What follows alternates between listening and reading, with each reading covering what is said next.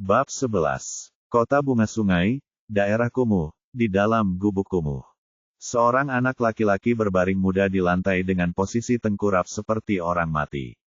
Dia tentu saja S. S membuka kelopak matanya yang berat, matanya kabur seperti pikirannya setelah ia pingsan selama 3 hari penuh. Setelah tidur nyenyak ini, ia akhirnya mendapatkan kembali kekuatannya. Ia merasakan sakit di kedalaman, jelas bahwa ia masih terluka tetapi jauh lebih baik dari sebelumnya. S merasakan lapar yang sangat saat ia mulai sadar. Namun, ia tidak peduli karena Alina masih hilang dan ia harus mencarinya, atau ia bisa mati karena tak seorang pun mengetahui kondisinya selain dirinya. S segera mencoba berdiri dan hampir berhasil ketika luka dalam tubuhnya bereaksi dan jatuh terduduk kesakitan. S mengerang sambil menggertakkan giginya dan baru saja akan mencoba lagi ketika tiba-tiba dia melihat sebuah kantong hitam dan kertas terlipat di samping 2 selimut tua yang tersusun rapi itu.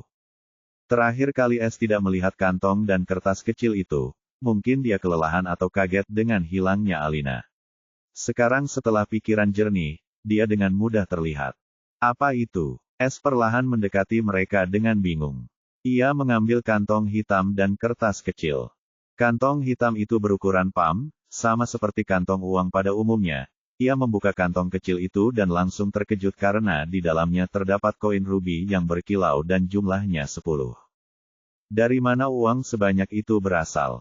S tidak peduli dan segera membuka kertas kecil terlipat itu. Di atasnya tertulis dengan sangat indah bahwa itu milik Alina.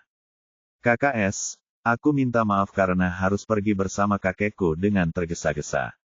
Dia datang menyambutku dan berkata, dia akan membawaku ke orang tuaku. Tapi jangan khawatir, dia memberi Alina pil putih yang cantik dan setelah bergantian, aku jadi lebih baik sekarang. Jadi, jangan bersedih tanpa Alina, oke? Kamu harus menjaga dirimu sendiri. Alina akan kembali suatu saat nanti untuk mencari kakak saat Alina sudah dewasa. Aku akan merindukanmu, selamat tinggal, Alinamu. S membaca catatan yang ditinggalkan Alina untuknya dan akhirnya keberaniannya hilang dan dia menghela napas lega. Dia melihat dan merasakan beberapa bagian kasar di kertas, apakah dia menangis saat menulis. Tanpa disadari 2 tangkai air mata juga mengalir di wajah S saat dia berpikir. Jadi dia pergi untuk bersatu kembali dengan orang tuanya. Ya, itu juga bagus. Ini juga berarti kakeknya mengetahui tentang kebangkitan garis keturunannya dan dia juga memiliki pil khusus itu. Mungkin dia juga seorang pemburu. S sangat cerdas, dengan sedikit petunjuk dia sekarang punya gambaran tentang apa yang telah terjadi. Tapi kenapa dia tidak mengucapkan selamat tinggal padaku secara langsung, kan aku tidak akan menghentikannya pergi. S sangat bingung dengan kenyataan ini. Jika dia baik-baik saja, itu yang terpenting. Dia mendesah ada sedikit rasa kesepian di matanya. Sekarang S sudah benar-benar tenang sambil menatap kantong hitam berisi koin-koin rubi. Yah, dia memang meninggalkanku sejumlah uang. Kalau dulu, aku pasti sudah hidup nyaman dengan uang sebanyak ini. Tapi, sekarang S terkekeh pelan. Setelah meletakkan kantung uang di sakunya, S hendak mencari sesuatu untuk dimakan ketika ia melihat ada benjolan di antara selimut-selimut itu yang berarti ada sesuatu di sana. Ia mengangkatnya dan melihat ada selembar kertas kecil di bawah sebuah batu. Mengapa ini disembunyikan di sini? Kalau bukan karena batu ini, aku tidak akan pernah menyadarinya. S meraih kertas kecil itu dan membukanya dengan penuh harap di matanya.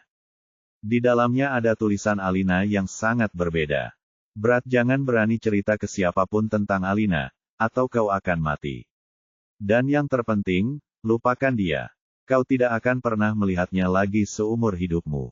Kalian berdua berasal dari dunia yang berbeda. Itulah satu-satunya kalimat di dalam kertas itu. Kata-kata yang digunakan cukup kuat jika S memiliki mentalitas seperti sebelumnya. Dia pasti akan sangat patah hati setelah membacanya, tetapi sekarang. S membaca kalimat itu dan tertawa terbahak-bahak, hahaha 2 dunia yang berbeda ya, kalau dulu kata-katamu pasti ada artinya, tapi sekarang tunggu saja aku kambing tua aku ingin melihat wajahmu saat aku bertemu denganmu di rumahmu sendiri. Ucap S dengan seringai di wajahnya. Dalam sekejap, kakek tua Alina itu telah berubah menjadi Kambing tua, di benak S setelah membaca kata-katanya yang kasar. Si tua bangka ini kemungkinan besar menjadi alasan mengapa Alina tidak mengucapkan selamat tinggal kepadaku sendirian. Tunggu saja, kambing tua, aku akan menunjukkan kepadamu siapa saja yang tinggal di dunia yang berbeda. S mendengus marah, tetapi ada juga kebahagiaan yang jelas dalam suaranya. Garis bawah. Setelah membaca surat perpisahan Alina kecil, ia menjadi tenang karena sekarang ia memiliki tujuan baru, yaitu menjadi kuat sehingga ia dapat bertemu Alina suatu hari nanti di rumahnya sendiri. Ia akan memberikan kejutan besar kepada Alina dan kambing tua itu. S segera pergi ke pasar dan membeli daging termahal yang bisa ditemukannya. Dia kaya raya jadi dia tidak perlu menghabiskan uang seperti orang miskin lagi. Setelah itu, dia menerima perawatan dari dokter setempat dan kembali ke rumah. S merasa sangat segar setelah makan 5 pon daging. Jadi seperti ini rasanya menjadi orang kaya. S bergumam pada dirinya sendiri karena ia merasa sulit mempercayai bahwa ia adalah orang yang sama 5 hari yang lalu. Sistem menunjukkan hadiah yang aku terima setelah menyelesaikan misiku. Kata S sambil tersenyum lebar, sudah waktunya menerima hadiah kerja kerasnya dan dia sangat gembira karenanya. S melihat panel hitam yang familiar terbentuk di depan matanya ini adalah panel misi, dengan tangan memegang simbol seperti koin. Bahasa Indonesia, garis bawah. Panel misi. Misi balas dendam, curi semua harta karun dari toko nomor 8 di Pasar Pil wilayah luar kota Bunga Sungai dan beritahu pemilik toko gemuk bahwa pencuri terhormat tidak dapat ditipu oleh siapapun.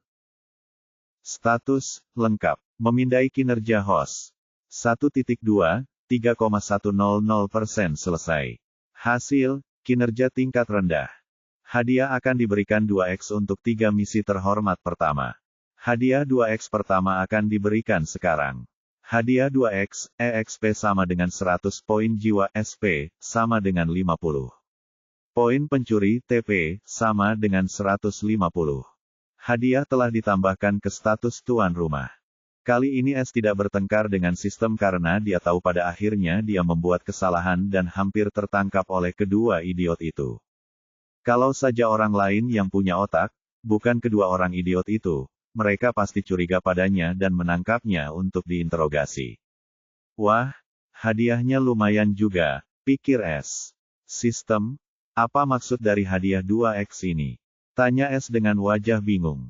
3 misi terhormat pertama adalah agar tuan rumah mempelajari seni pencurian, jadi ini adalah semacam hadiah dari sistem untuk mendorong tuan rumah agar bekerja keras di masa mendatang. Dengan demikian, untuk 3 misi pertama, hadiah Anda akan berlipat ganda. Jadi jika aku mendapat misi merampok orang yang sangat kaya, hadiahku akan berlipat ganda. Itu juga bagus. Tanpa disadari S mulai berpikir seperti pencuri. Sistem membuka statusku. Sistem pencuri abadi. Panel utama. Pembawa acara, S. White. Ras, manusia, tanpa garis keturunan. Surga, surga pertama. Langit fana. Tingkat kultivasi surga pertama kultivasi bela diri, fana. EXP, 49/50, 51 ekstra. EXP sama dengan poin pengalaman. Kultivasi jiwa, fana. SP, 19/20, 31 ekstra. SP sama dengan poin jiwa. Poin pencuri, TP, 152. Keterampilan, 5. Teknik budidaya, 0. Misi saat ini, 0. Garis bawah. S melihat statusnya sambil tersenyum dan menganggukkan kepalanya puas ketika melihat 152 TP. Namun, saat dia melihat EXP dan SP miliknya, senyumnya membeku, dia bertanya pada sistem dengan tergesa-gesa, "Sistem, kenapa aku tidak naik level? Aku bahkan punya poin ekstra tapi tidak bertambah. Kamu tidak rusak, kan?" Dia mulai panik karena tanpa bantuan sistem, dia tidak punya harapan untuk bertemu Alina lagi dalam hidupnya. EXP dan SP mewakili kapasitas Ki dari tubuh dan jiwa inang. Anggaplah tubuh Anda seperti gelas air, jika memiliki lebih banyak ruang, ia akan mampu menampung lebih banyak air dan jika penuh, ia akan meluap. Itulah sebabnya Anda tidak dapat menyerap lebih banyak Ki jika Anda tidak memiliki lebih banyak ruang. Sistem merekomendasikan agar Inang membeli teknik kultivasi. Ini akan membantu tubuh Inang untuk membangun lebih banyak ruang untuk Ki dan dengan cara ini Anda akan naik level. Kunjungi situs web kami untuk pembaruan baru. Sistem memberikan penjelasan yang panjang untuk pertama kalinya. S juga tercengang dengan hal ini, ia mengajukan pertanyaan lain karena sistemnya sangat murah hati hari ini. Jadi teknik kultivasi digunakan untuk membuat lebih banyak ruang di dalam tubuh kita untuk Ki. Tanyanya. Kamu bisa mengatakannya seperti itu. Lalu apa itu skill? Bukankah skill juga seperti teknik? Itu adalah salah satu pertanyaan terbesar S. Keterampilan untuk mengendalikan Ki. Ki seperti sungai yang mengalir di dalam tubuh Anda, ia akan mengalir jika Anda membuat jalur untuknya, tetapi ia akan mengalir hingga menjadi kosong sehingga Anda harus menutup jalur yang Anda buka. Keterampilan itu seperti pintu air, ia dapat mengendalikan aliran air sesuai keinginan Anda. Jawaban panjang lainnya datang dari sistem. Tiba-tiba kabut di pikiran S terangkat, jadi ketika aku pertama kali mengaktifkan mata benar dan mata palsu secara tidak sengaja, rasanya seperti aku membuat jalur bagi sungai untuk mengalir dan aku tidak dapat mengendalikannya sehingga Kiku menjadi kosong kan? S bertanya dengan gembira seolah-olah dia telah memecahkan beberapa pertanyaan besar. Sistem, ya setuju dengan pernyataannya. Tepat saat dia hendak mengajukan pertanyaan lain, dia mendengar suara dingin sistem di benaknya lagi. Sistem hanya dapat menjawab 2 pertanyaan tuan rumah setelah misi pertama selesai, jadi pertanyaan Anda berikutnya akan menghabiskan poin pencuri. Ketika S mendengarnya, dia mengerutkan kening. Dia punya banyak pertanyaan yang ingin dia tanyakan, tetapi dia tidak tahu bahwa dia hanya akan mendapat 2 pertanyaan dan itu pun setelah menjalankan misi. Jika dia tahu sebelumnya, dia pasti akan menanyakan sesuatu yang lebih penting. Poin pencuri lebih penting, pikir S sambil mengangguk. Setidaknya sekarang dia tahu bahwa teknik kultivasi adalah hal yang wajib dimiliki jika dia ingin menjadi kuat. Dia membuka panel tekniknya. Bahasa Indonesia, garis bawah. Teknik budidaya yang tersedia. Teknik pencuri surga, volume 1. Harga, 100 poin pencuri TP. Teknik dasar pedang bayangan ganda. Harga, 10 poin pencuri TP. Garis bawah. Sistem. Apa yang berbeda dari kedua teknik di toko ini? Bukankah keduanya untuk hal yang sama? S harus menanyakan hal ini karena yang satu dihargai 100 sementara yang lain hanya 10. Suara sistem, 2 TP, tanpa emosi terdengar di benaknya. Ambil saja. 2 TP tidak ada apa-apanya jika dia bisa menghemat 90 TP. Ya, keduanya sangat berbeda. Heaven's Tealer volume 1 hanya dapat dikultivasikan oleh host dan dibuat khusus untuk pencuri. Selain itu, ia memiliki teknik menghafal, martial 1, dan soul. Sementara Dual Shadow Sword adalah bentuk dasar dari teknik menghafal senjata, host harus melatih senjata, bukan tubuh dan jiwa. S tercengang mendengar jawaban ini. Jika benda itu memiliki kedua teknik dan hanya aku yang bisa menguasainya, maka hadiah itu pantas. Ia berpikir, saya harus membeli keduanya. Aku juga tidak tahu cara menggunakan senjata. S menggigit bibirnya dan berkata dengan suara seperti nyamuk, berikan aku teknik pencuri surga dan pedang bayangan ganda. Saat dia mengucapkan kata-kata itu dengan seluruh energi yang dimilikinya. Hanya dengan satu perintah, TP-nya berubah dari 150 TP, menjadi 40 TP. Jantungnya berdarah. Poin pencuriku yang berharga. S ingin menangis saat itu juga. Budidaya tubuh. Bab 12. S membayar 110 TP untuk kedua teknik tersebut dan seperti sebelum informasi tentang kedua teknik tersebut mulai memasuki otaknya. Kenangan demi kenangan memasuki otaknya. Setelah 5 menit dia membuka matanya. Apakah ini benar-benar teknik budidaya hanya untuk pencuri? Pikir S dengan linglung. Dia belum pernah melihat teknik kultivasi sebelumnya tetapi setelah melihat pencuri surga dia yakin bahwa sistem ini bukan dari dunia ini. Karena jika seseorang ingin mengolah teknik ini, mereka tidak dapat menggunakan ki bumi normal dan harus menyerap ki surgawi. Ki surgawi adalah ki yang tidak dapat digunakan oleh siapapun atau yang lebih penting, ki surgawi, dilarang bagi semua makhluk. Namun teknik ini bisa mewujudkannya dengan mencurinya dari surga sendiri, Itu adalah teknik yang tabu. Itulah sebabnya S begitu terkejut setelah mendapatkan ingatan tentang teknik pencuri surga. Jika aku ingin menguasai teknik ini, maka aku harus mencuri dari surga. Pantas disebut pencuri surga, dan teknik yang dibuat khusus untuk pencuri. Aku juga bisa memilih untuk tidak menguasainya, tapi aku pasti akan kehilangan kesempatan menjadi luar biasa. S menatap sambil masih linglung. Jika dia memilih jalan ini, dia tidak akan bisa kembali karena dalam ingatannya S menemukan bahwa praktisi teknik ini disebut pencuri surga. Dia akan menjadi musuh surga dan harus menghadapi murka setiap kali dia ingin maju di bidang kultivasi utama. S tiba-tiba teringat hari ketika dia menyatakan bahwa, jika aku memiliki semacam kekuatan yang memungkinkanku untuk mencuri, aku akan mencuri dari surga sendiri. Dia menyeringai saat mengingat kata-kata kekanak-kanakannya. Saat itu dia sangat cemas dan mengucapkan kata-kata itu dengan marah. Namun, dia tidak pernah membayangkan bahwa dia akan memegang kekuatan sebesar itu di tangannya dan secepat itu. Sekarang, dia tinggal memilih apakah ingin menggunakannya atau tidak. S mulai tertawa angkuh, hahaha surga kau mencuri kekasihku dariku dan aku tak bisa berbuat apa-apa. Tapi zaman sudah berubah, sekarang aku punya kekuatan untuk mencuri darimu jadi kenapa aku ragu. Mulai sekarang, kau surga dan aku S adalah musuh. Dia menyatakan dengan arogan. Pencuri surga akan lahir. S menjadi tenang setelah mengambil pilihan terbesar dalam hidupnya. Dia mulai serius membaca kenangan teknik pencuri surga. Teknik pencuri surga Vol 1 dibagi menjadi dua bagian, satu untuk tubuh satu dan satu lagi untuk jiwa, sistem tidak berbohong tentang itu. Gumam S sambil terus membaca memori. Bagian pertama disebut, tubuh kristal surgawi. Seperti sistem budidaya bela diri dunia ini, bedanya ia menggunakan ki surgawi, bukan ki duniawi. Budidaya dibagi menjadi 8 alam besar, dan kedelapannya memiliki alam kecilnya masing-masing. Alam budidaya pertama adalah gerbang surgawi, satu yang juga dikenal sebagai alam yang membuka diri. Ia memiliki 5 alam kecil, kulit surgawi, otot surgawi, tulang surgawi, organ surgawi, dan hati surgawi.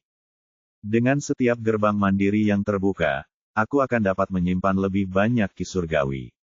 Di puncak alam gerbang surgawi, meridianku akan terbuka. Ini sangat menarik, keseluruhan kultivasi ini membuatku terpesona. S membaca dengan antusias, memuji budidaya ini. Jadi, kakak-kakak sudah membuka gerbang pertama saat terakhir kali aku melihat statusnya. Aku harus bekerja keras jika ingin bertemu dengannya di masa depan. S merasakan tekanan tetapi menjadi lebih bertekad. Bagian kedua dari teknik pencuri surga volume 1 disebut, jiwa angin hitam surgawi. Ini adalah teknik budidaya jiwa dan tidak memiliki ranah seperti budidaya bela diri.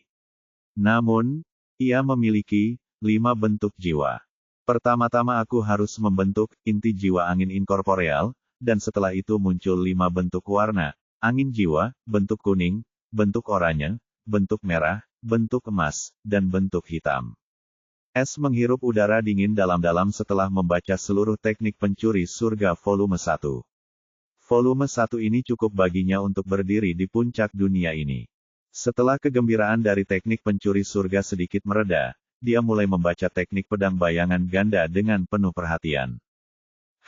Hanya ada satu bagian yang disebut, maksud pedang bayangan dasar, dan hanya memiliki 4 ranah. Pedang sebagai ranah lengan 1, ranah pedang jari 2, ranah pedang dalam pikiran 3. Dan maksud pedang dari ranah terakhir Shadow. Yah, itu yang kamu bisa kecuali teknik 10 TP. S agak kecewa dengan teknik ini setelah melewati Heaven Stealer terlebih dahulu. Namun S tidak tahu bahwa jika kata-kata dari teknik tersebut dapat mengajarkan Anda, arti senjata, dan bukan sembarang makna melainkan arti dari bayangan yang keluar, maka itu akan menjadi perang berdarah.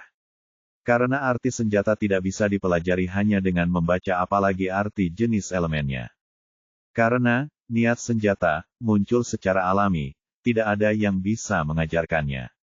Jadi S mempunyai teknik ajaib ini, tapi dia tetap mengatakan bahwa dia kecewa dengan itu. Jika kata-kata itu keluar, semua pakar top di dunia akan pingsan karena marah. Yah, Itu masih bisa mengajariku dasar-dasar bagaimana aku bisa menggunakan ki dengan pedang ganda sehingga sepadan dengan harganya. Aku juga memerlukan pedang ganda untuk mulai berlatih teknik ini. Sistem memilikinya tetapi harganya mahal. Aku masih bisa melakukannya tanpanya, mereka. Saya hanya bisa membeli beberapa dari pasar senjata, bukan berarti saya tidak punya uang. Tapi saya harus menyimpan poin pencuri TP, saya untuk keadaan darurat. S selesai membuat keputusan terakhirnya. Setelah kegembiraan sepanjang malam, S akhirnya mulai tenang. Dia makan malam lebih awal karena dia akan memulai budidaya teknik pencuri surga malam ini. Saat itu sudah malam jadi keheningan terjadi di mana-mana. S menenangkan pikirannya dan memejamkan mata. Saat dia menutup matanya, dia mulai melafalkan teknik pencuri surga bagian pertama dari tulisan suci, tubuh kristal surgawi, dalam pikirannya. Tubuh adalah fondasi setiap makhluk hidup, tetapi surga membuat tubuh setiap orang memiliki banyak kekurangan karena tidak ingin mereka memperoleh kekuatan yang dapat mengancamnya. Ia mencuri dari semua orang, ia mencuri hak mereka untuk mendapatkan kekuatan sejak lahir, ia mencuri hak mereka untuk berumur panjang, lalu ia mencuri hidup mereka sendiri. Pencuri terbesar dari keabadian adalah surga yang tinggi itu sendiri. Keenggananku akan membuka jalan menuju harta terpendamnya. Aku akan menarik kekuatan dari harta terpendam yang dicurinya dari orang lain, dan menjadikannya kekuatan abadiku. Aku akan mencurinya hingga aku menjadi kekal. S membacakan dalam hatinya dia tidak bisa menahan diri untuk tidak tergerak oleh kitab suci pencuri surga. Yang ada hanyalah kebenaran dan tidak ada kepalsuan, itu seperti pisau ke surga karena menyingkapkan rahasia kotor surga. Setelah S mulai mengembangkan teknik pencuri surga, dia jatuh ke dalam kondisi kesurupan. Waktu yang tidak diketahui berlalu, tiba-tiba kabut berwarna hitam mulai memenuhi area sekitar S. Kabut hitam ini sebenarnya adalah ki surgawi. Ki surgawi berwarna hitam karena ki itu dicuri dari surga sendiri. Kata orang kalau mencuri dari seseorang akan dikutuk surga, tapi bagaimana kalau mencuri dari surga? Anda pasti akan diburu oleh setiap makhluk yang terhubung dengan surga dan teknik pencuri surga adalah teknik yang tabu karena alasan itu. Jika Anda menggunakannya, Anda akan mendapatkan ki surgawi dan menjadi lebih kuat dari yang lain, tetapi Anda juga akan mendapatkan kutukan surga. Setiap kali Anda mencoba masuk ke alam yang lebih tinggi, Anda harus menghadapi hukuman surgawi. Surga akan mencoba membunuhmu setiap kali kamu ingin menjadi lebih kuat. Karena jika Anda mendapatkan ki surgawi Anda akan menjadi sempurna tidak seperti makhluk lainnya, itu sebabnya surga tidak mengizinkan siapapun dengan kekuatan seperti ini ada. Saat kabut hitam atau ki surgawi menyentuh tubuh S, kabut itu mulai mengalir ke kulitnya dan mulai beredar di saluran meridiannya. Sekarang S benar-benar pencuri surga yang sesungguhnya. Pada saat itu sebuah mata hitam terbentuk di kegelapan malam, cukup besar untuk menutupi seluruh langit berbintang di dunia langit emas. Mata itu menatap dingin pada ki surgawi hitam, setelah melihat bahwa itu hanyalah semut fana, ia menghilang. Setelah mata itu menghilang dari dunia langit emas, mata biru tua terbentuk di dahi S. S tidak menyadarinya dan bahkan tidak merasakan apapun. Mata biru tua itu menatap dingin ke mata yang menghilang beberapa saat yang lalu. Mata pun menghilang di dahi S sedetik kemudian. S tidak menyadari bahwa dia telah ditandai oleh surga sebagai musuh bebuyutan dan sekarang surga akan berusaha membunuhnya dengan cara apapun kapanpun dia mendapat kesempatan. S saat ini merasa seperti sedang terbang di langit karena ki surgawi. Seluruh tubuhnya sedang dibersihkan oleh ki surgawi. Zat seperti jelaga hitam mulai keluar dari kulitnya. Zat tersebut merupakan kotoran dari tubuhnya.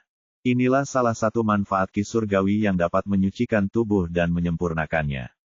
S sangat ahli dalam berkultivasi dan tidak menyadari berlalunya waktu. Setelah 10 jam, matahari mulai terbit dan langit mulai cerah. Di gubuk kecil, S tampak seperti patung lilin hitam sekarang. Dia berkultivasi sepanjang malam dan masih belum membuka matanya. Sampai dia mendengar suara dingin yang manis. Selamat tuan rumah. Telah membuka gerbang pertama gerbang surgawi. Gerbang kulit surgawi berhasil, tingkat budidaya bela diri Anda telah diperbarui. Budidaya bela diri, gerbang ki dalam sistem budidaya dunia normal. Bab 13. S mendengar pemberitahuan sistem dan terbangun dari kondisi kultivasinya yang dalam dan saat berikutnya bau busuk menusuk hidungnya, dia hampir muntah. Dari mana datangnya benda seperti lilin busuk ini? Apakah karena budidaya? S segera berlari menuju sumber air di luar. Sebaiknya cuci muka cukup lama sebelum baunya hilang. Usai mandi, S merasakan inderanya menjadi lebih tajam dari sebelumnya. Kini ia dapat mendengar suara serangga kecil di sekitarnya dan melihat lebih jelas pada jarak sekitar 20 meter. Tubuhnya juga jauh lebih kuat, setidaknya dia jauh lebih kuat dari para idiot itu. Seperti inilah rasanya berkultivasi. Aku bisa merasakan kulitku menyerap ki surgawi dengan sendirinya sekarang dan aku tidak merasa begitu lapar seperti sebelumnya. Ini sebenarnya cukup praktis. S merasa senang setelah merasakan kehebatan barunya. Sistem menunjukkan statusku, ucapnya dalam hati dengan semangat. Indonesia, sistem pencuri abadi. Panel utama. Pembawa acara, S putih. Ras, manusia tanpa silsilah. Surga, surga pertama. Langit fana. Tingkat budidaya surga pertama kultivasi bela diri, gerbang surgawi, gerbang kulit surgawi pertama. Ekspresi, 50/1000. Kultivasi jiwa, abadi. SP, 19/20, 31 ekstra. Poin pencuri TP, 40. Keterampilan, 5. Teknik budidaya, 0. Misi saat ini, 0. Garis bawah. Tingkat pengembangan jiwaku masih di 0. Aku harus melatihnya kali ini. S bergumam pada dirinya sendiri. Mari kita pergi ke pasar senjata terlebih dahulu untuk melihat apakah saya bisa mendapatkan sepasang pedang yang bagus di sana. Saya membutuhkannya untuk mengembangkan pedang bayangan ganda. S berangkat setelah memutuskan tujuannya. Tapi pertama-tama, dia pergi ke taman kumuh tempat barang jarahan disembunyikan untuk mengambil beberapa koin rubi karena dia tahu senjata itu cukup mahal terutama yang dia butuhkan. Saat itu masih sangat pagi sehingga belum ada seorang pun di sekitar taman. S segera mengeluarkan tasnya dan mengambil 1000 koin rubi dari dalamnya, lalu memasukkannya ke dalam tas hitam yang ditinggalkan Alina. Dia segera menyembunyikan tasnya lagi di sana dan bergegas pergi. Bahasa Indonesia, garis bawah. Pasar senjata luar negeri merupakan pasar bisnis terbesar kedua setelah pasar pil. Pasar senjata sebagian besar berkaitan dengan orang-orang yang khawatir dan beberapa petani pemula. Karena sebagian besar pengkhawatir dan penggarap suka menggunakan senjata. Hal ini memberikan nilai yang sama pada pasar senjata dengan pasar pil. Senjata normal dibuat oleh pandai besi biasa, sedangkan senjata untuk penggarap dibuat oleh pengrajin ki. Perajin memiliki status yang sama dengan alkemis. Perajin juga jarang tetapi tidak sebanyak alkemis. Jika Anda tahu cara mengendalikan ki, Anda bisa menjadi perajin pemula. Perajin memiliki peringkat seperti alkemis tetapi keterampilannya berbeda diukur dengan bintang dari 1 hingga 9. Bintang 1 terendah dan 9 tertinggi. Senjata yang dibuat oleh perajin dapat menahan dan melepaskan ki seorang kultivator. Semakin banyak ki yang dapat ditahan oleh suatu senjata, semakin tinggi peringkat bintangnya. Di kota bintang 2 seperti kota bunga sungai, hanya ada perajin ki bintang 2 yang hadir dan dia mendapat perlakuan yang sama seperti alkemis peringkat putih. Sedangkan untuk perajin bintang 1 hadir di wilayah dalam kota, jumlahnya sedikit tetapi semuanya bekerja untuk keluarga besar. Wilayah luar hanya memiliki perajin pemula. Garis bawah. S mencapai pasar senjata. S tidak makan apapun jadi pertama-tama dia pergi menuju restoran terdekat dan memesan hidangan yang dia suka. Saat dia sedang makan ketika dia mendengar orang berbicara. Hei, pernahkah kamu mendengar tentang hantu hitam yang merampok toko Billy si penipu? Tapi Billy tetap tidak bisa menemukannya dimanapun tidak peduli seberapa sering dia mencari kemana-mana. Kemarin dia bahkan membunuh 4 pria hanya karena mereka memiliki tinggi yang sama dengan si hitam. Hantu. Yah. Dia telah membunuh siapa saja yang dia curigai sebagai Black Ghost selama beberapa hari dan keadaannya semakin buruk setiap hari. Tapi kebanyakan orang percaya bahwa Black Ghost adalah seseorang dari wilayah dalam dan itulah sebabnya Billy kehabisan akal karena dia tidak bisa melakukan apapun terhadap masyarakat wilayah dalam. Harus kuakui kalau si hantu hitam benar-benar punya nyali dan keterampilan, dia mencuri kekayaan Billy di bawah hidungnya hahaha. Kamu bilang benar sekali, orang-orang yang dia tipu sangat senang ketika mereka mendengar berita itu. Beberapa bahkan menyebut hantu hitam sebagai pahlawan mereka dan beberapa rakyat jelata yang malang memanggilnya, pahlawan keadilan, haha. Kata pria lain sambil tertawa. Menurutmu apa yang akan terjadi pada Black Ghost lagi? Yah, tidak ada yang tahu jawabannya. Tapi beberapa orang berharap dia menyerang orang lain seperti Billy. Kamu tahu semua orang memperketat keamanan karena mereka takut, hantu hitam membayar, kunjungan mereka berikutnya hahaha. S menjadi tertegun ketika mendengar percakapan mereka memanggilku, hantu hitam, haha bukan nama yang buruk untuk seorang pencuri, tapi bajingan gendut itu membunuh orang yang tidak bersalah karena dia tidak dapat menemukanku. S mengerutkan kening dan marah setelah memikirkan pembunuhan tak berdasar yang dilakukan Billy. Lagi pula, dia hanyalah seorang bocah lelaki berusia 12 tahun, dan dia tidak pernah mengira pencuriannya melibatkan orang yang tidak bersalah. Jika aku punya kesempatan, aku akan membalaskan dendam mereka dan melakukan sesuatu untuk mereka. S bersumpah dalam hatinya. Setelah makan sampai kenyang, S mulai menuju pasar senjata. Ketika dia memasuki pasar, dia melihat banyak pria berbadan tegap dan tinggi. Mereka saat ini berkeliaran di sekitar toko senjata dan memilih senjata yang cocok untuk diri mereka sendiri. Bidik S bukanlah senjata biasa karena dia tahu senjata itu tidak dapat menahan ki surgawinya. Dia menginginkan senjata bintang 1 atau setidaknya senjata bintang setengah. Di bagian terdalam pasar senjata, tidak banyak orang di sini yang menyukai bagian luar pasar. S melihat ke toko di depannya, namanya, toko senjata batubara. Dia masuk ke dalam toko dan melihat deretan senjata bersinar. Cantik, itulah pemikiran yang terlintas di benaknya saat melihat deretan senjata itu.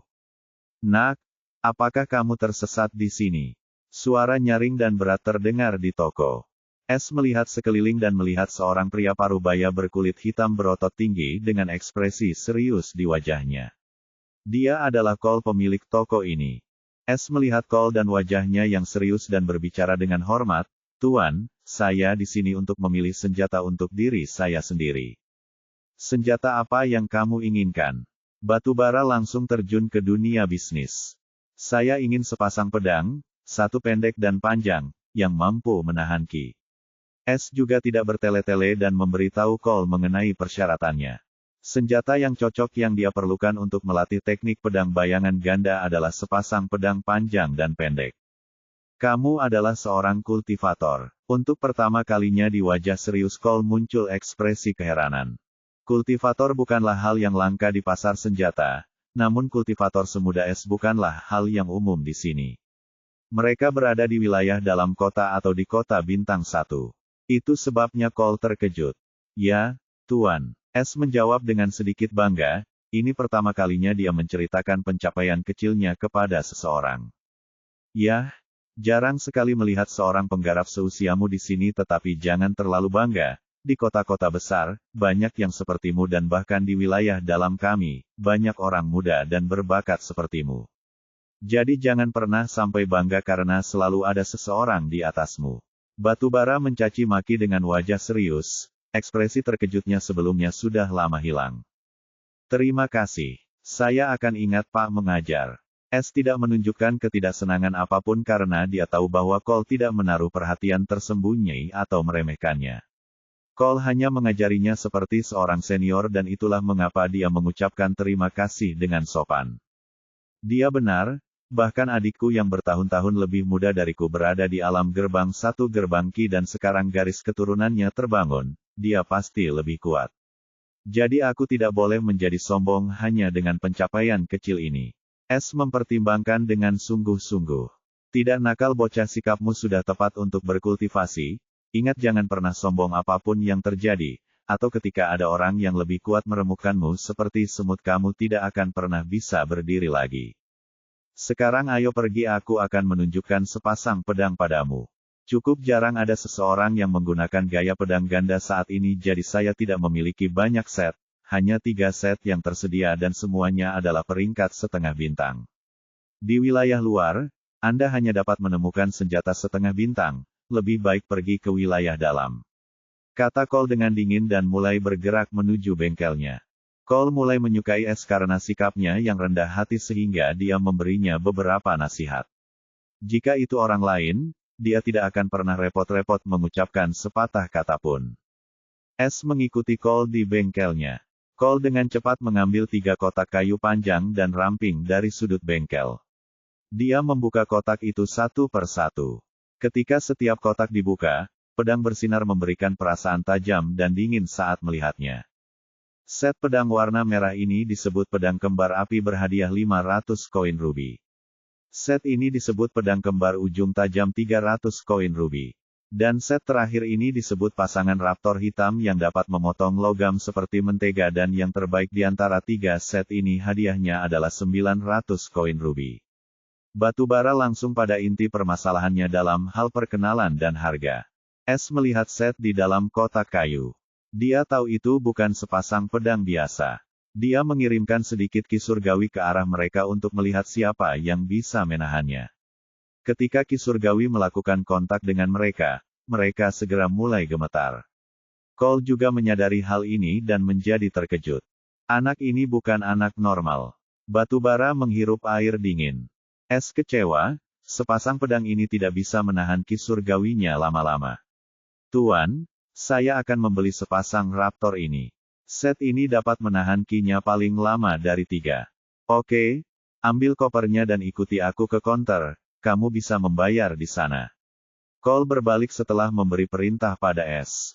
S tidak keberatan dan mengambil koper itu dengan raptor yang mengikuti Cole. Di toko utama, S membayar 900 koin rubi. Dia baru saja akan pergi ketika dia mendengar suara Cole yang mendesak, "Wah, aku tahu sepasang pedang ini tidak bisa menahan kekuatanmu, jadi temukan yang cocok untuk dirimu sendiri sesegera mungkin. Ini juga bagus untuk budidayamu juga karena itu yang mengolah senjata tidak menggantinya setiap hari. Ingatlah bahwa senjata itu seperti nyawa bagi seorang pejuang, jika rusak selama pertempuran, dia akan mati." Cole memberikan nasihat langka kepada seseorang dan kembali ke bengkelnya seolah dia tidak peduli lagi dengan S. S memikirkan tentang apa yang Cole katakan dan mau tidak mau setuju dengannya dalam hal ini.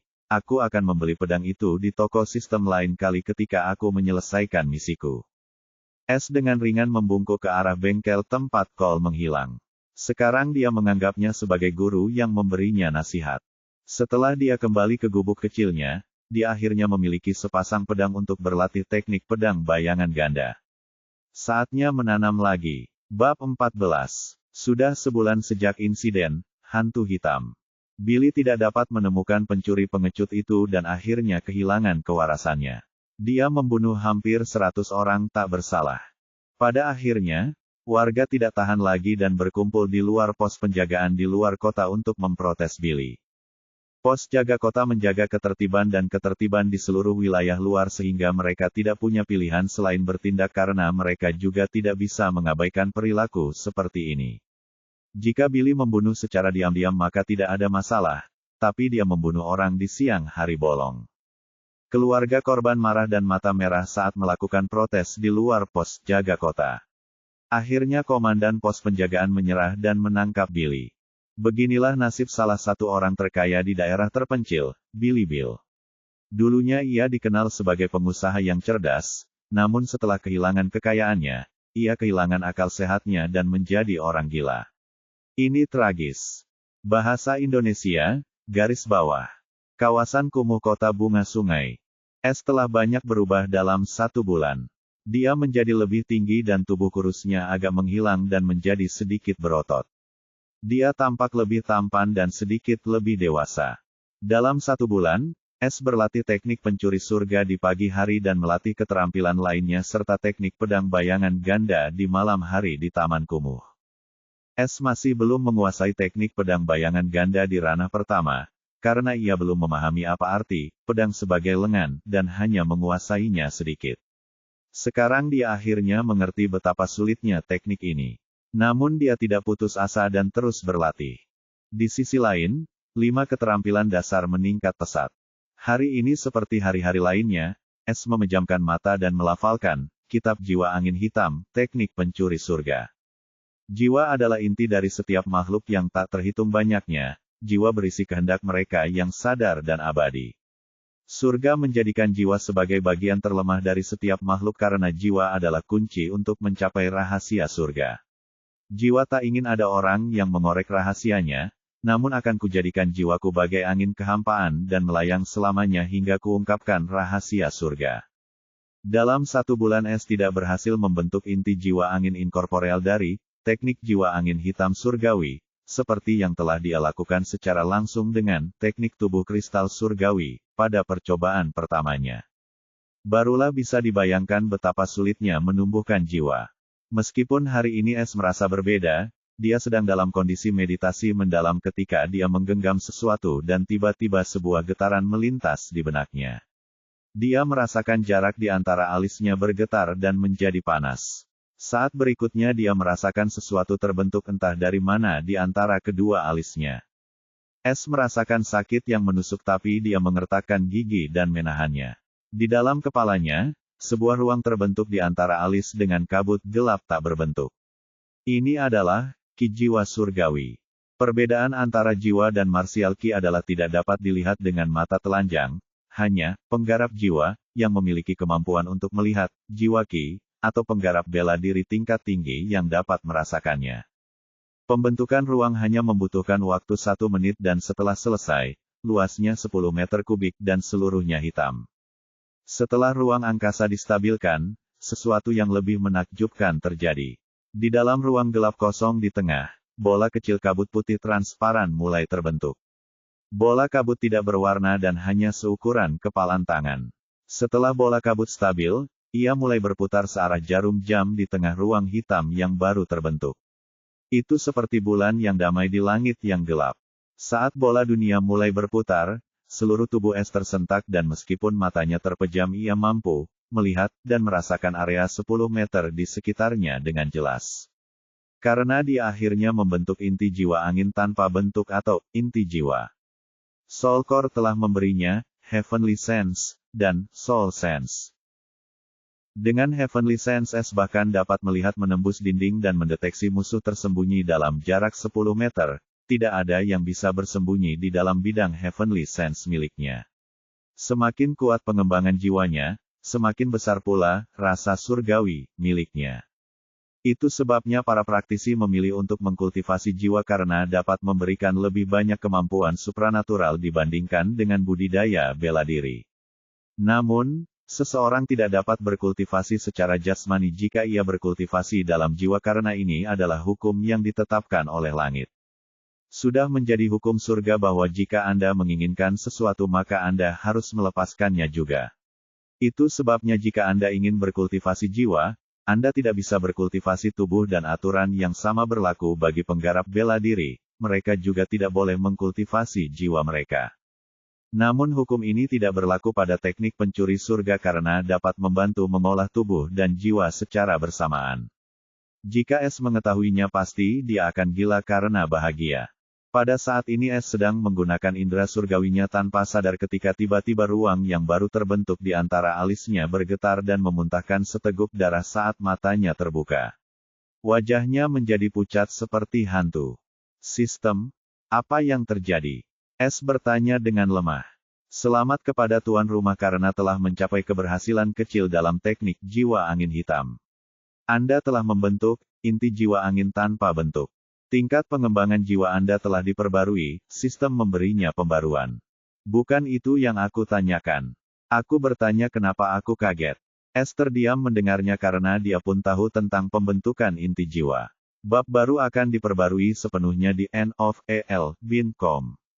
Sama seperti martial ki dalam tubuh, jiwa juga memiliki soul ki untuk jiwa.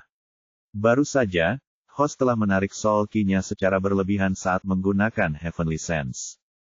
Ini seperti ketika saya telah menarik ki bela diri saya secara berlebihan ketika saya menggunakan mata yang benar dan salah, ya, dan jiwa juga memiliki jiwa ki dan ki jiwa saya adalah ki jiwa surgawi. Sekarang saya dapat melihat apapun dalam jarak 10 meter di sekitar saya, ini seperti ruang pribadiku. S merenungkannya dan menjadi bersemangat. Status. Garis bawah. Sistem pencuri abadi. Panel putar. Pembawa acara, S putih. Ras, manusia, tanpa garis keturunan. Surga, surga pertama surga langit fana. Kultivasi bela diri, gerbang surgawi, gerbang kulit surgawi pertama. EXP, 50/1000. Kultivasi jiwa, inti jiwa angin tanpa bentuk. SP, 30/100. Poin pencuri TP, 40. Keterampilan, 5. Dasar siluman, tingkat menengah. Langkah senyap dasar, tingkat menengah. Dasar mata benar dan salah, tingkat rendah. Tangan pembuka harta karun, seni dasar, bentuk ketiga. Pilih saku, tingkat rendah. Teknik budidaya, 2. Teknik pencuri surga volume 1, pedang bayangan ganda. Poin pencuri TP, 40. Misi saat ini, 0. Garis bawah. Setelah melihat kemajuannya bulan ini, S mengangguk puas, kerja kerasnya tidak sia-sia. Tanpa EXP dan SP, kemajuanku tidak akan terhenti tetapi akan sangat lambat jadi aku memerlukan misi atau cara lain untuk mendapatkan EXP dan SP. S merenung karena dia tahu setelah berlatih teknik pencuri surga bahwa dia bisa maju tanpa EXP dan SP tetapi akan membutuhkan waktu lama untuk mencapai terobosan. EXP dan SP bagaikan obat mujarab atau pil baginya, semakin banyak yang dimilikinya, semakin cepat kemajuannya. Saya tidak bisa melakukan misi di sini lagi karena sudah banyak orang tak bersalah yang terbunuh. Aku harus menyelinap ke wilayah dalam dan mencoba merampok kaya itu. S mulai bersiap setelah dia memutuskan untuk masuk ke wilayah dalam. S sekarang yakin untuk mencuri dari siapapun di wilayah luar. Tapi dia tidak akan melakukan itu karena dia mengamati Billy selama sebulan penuh dan melihat orang-orang tak bersalah terbunuh setiap hari. Dia berencana membunuh Billy setelah membentuk inti jiwa, tapi sayang dia terlambat dan sekarang Billy sudah ditangkap. Dia tidak bisa membalas dendam untuk semua orang yang tidak bersalah. Sekarang S akan mencuri dari para bangsawan di wilayah dalam dan mereka tidak bisa menyalahkan rakyat jelata di wilayah luar karena hal itu. Itu sebabnya dia akan menyelinap ke wilayah dalam malam ini. Jika dia mau, dia bisa menunjukkan statusnya sebagai seorang kultivator dan memasuki alam batin tanpa masalah. Namun, dia tidak mau karena jika dia masuk melalui cara ini, dia harus mendaftarkan dirinya ke rumah bangsawan kota. Dengan melakukan itu, catatannya akan terbuka untuk dilihat siapa saja karena dia adalah penduduk kota ini dan siapapun dapat mengetahui tentang dia dengan sedikit riset. Jika ada yang memeriksanya, mereka akan tahu bahwa dia hanyalah seorang anak miskin tanpa wali dan bekerja di sebuah restoran sebagai pencuci piring selama 5 tahun. Lalu bagaimana dia menjelaskan mengapa dia tiba-tiba menjadi seorang kultivator? Dan yang terpenting dari mana dia mendapatkan teknik budidaya itu? Ia selalu dapat mengatakan bahwa orang tuanya meninggalkannya karena mereka juga seorang kultivator. Namun ia urung melakukannya karena S tidak ingin ada orang yang mengetahui keberadaan dirinya di kota tersebut. Dengan begitu S bisa merampok siapapun dan tidak ada yang tahu dari mana perampok itu berasal. Jika dia pergi ke sana untuk mencuri, mengapa tidak pergi seperti pencuri juga? S mengambil tasnya yang penuh dengan botol pil dan koin rubi, dan tentu saja pakaian, hantu hitam, dari lubang yang tersembunyi. Dia berganti pakaian, hantu hitam, dan menggantungkan tasnya di belakang. Sepasang pedang raptornya diikatkan di pinggangnya dengan ikat pinggang. Dia benar-benar hitam, hanya matanya yang terlihat melalui lubang topengnya. Alam luar adalah rumahku. Sampai jumpa lagi, ibu, ayah, kakek, dan nenek. Aku akan datang di masa depan untuk memberi penghormatan setelah aku menjadi kuat dan membuatmu bangga di dunia bawah. S berpamitan ke makam orang tuanya dan kakek dan neneknya lalu menuju ke pusat kota bunga sungai. Inilah awal perjalanan pencuri legendaris. Bab 15. Gerbang dalam kota bunga sungai merupakan gerbang perunggu besar dan satu-satunya jalan masuk ke dalam kota. Siapapun yang ingin memasuki wilayah dalam harus menjadi seorang kultivator dan menunjukkan jati dirinya sebagai seorang bangsawan. Saat itu tengah malam dan gerbang wilayah dalam dijaga ketat oleh penjaga kuat para penggarap. Orang-orang keluar masuk setelah menunjukkan bukti identitasnya. Itu adalah kartu identitas kristal, dengan melambaikannya di depan batu besar di sebelah gerbang, informasi pribadi pemegangnya akan terlihat. Siapapun bisa mendapatkannya dari tempat lahirnya dan faksi manapun yang mereka suka. Namun, kartu identitas kristal ini membutuhkan biaya pembuatan 10 koin ruby dan orang-orang seperti S tidak mendapatkannya seumur hidup. Karena itulah S tidak ingin informasi tentang dirinya terekam di sini agar ia bisa menjadi seperti hantu yang tidak akan pernah tahu siapa dirinya atau dari mana asalnya. Saat ini, tidak jauh dari gerbang dalam kota, S sedang menunggu kesempatan untuk menyelinap masuk ketika dia melihat seorang pria melihat sekeliling dan tersenyum bodoh pada siapapun yang dilihatnya. Kaulah orangnya. Setelah memilih target, S mengaktifkan mode siluman dan menghilang ke dalam kegelapan malam. S bukan lagi seorang pemula seperti dulu. Dalam mode sembunyi-sembunyi, tidak ada yang bisa menemukannya lagi jika level budidayanya tidak lebih tinggi darinya. Namun batasnya masih di level gerbang Ki karena penguasaannya terhadap skill ini masih di level menengah. Ada 4 tingkat penguasaan keterampilan dasar sistem, rendah, menengah, tinggi, dan sempurna. S mengikuti pria itu dengan langkah diamnya, bahkan orang-orang di dekatnya dan penjaga penggarap, gerbang kedua, tidak menyadari bahwa dia mengikuti pria itu dari belakang. Saat gerbang terbuka, S menggunakan langkah diamnya untuk mengikat dan berubah seperti embusan angin, menghilang di wilayah dalam. Tidak ada yang memperhatikan bahwa ada pencuri yang menyusup ke wilayah dalam. Setelah memasuki wilayah dalam, S mengambil arah acak dan berlari tanpa tujuan. Pertama, dia menemukan tempat tandus dan berlindung di balik pohon besar. S mengeluarkan satu set pakaian baru dari tasnya dan menggantinya dengan pakaian Black Ghost miliknya. Setelah mengganti pakaiannya, S melihat kostum hantu hitam, dan menyalakan api dengan beberapa kayu kering di dekatnya. Lalu dia melemparkan kostum hitam itu ke dalam api. Hantu hitam sudah mati sekarang. Tidak ada yang akan menghubungkan dia dengan pencuri baru dari wilayah dalam hehe. S terkekeh melihat pakaian dan topengnya berubah menjadi abu dan berhamburan di udara bersama hembusan angin. Setelah berhadapan dengan materi, hantu hitam, S mengambil arah acak lagi karena dia tidak mengetahui area wilayah dalam. Hari sudah malam tapi lampu di jalanan lebar sudah menyala dan banyak orang berjalan ke sana kemari. Cahaya itu berasal dari kaca aneh di tiang panjang. S belum pernah melihat benda seperti ini sebelumnya, itu pasti berbeda dengan wilayah luar.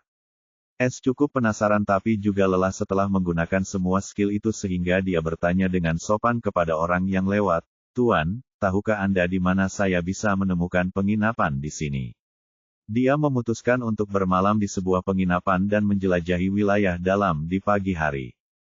Orang ini sepertinya tidak mempermasalahkan pertanyaan S karena wajar jika orang datang berkunjung ke sini.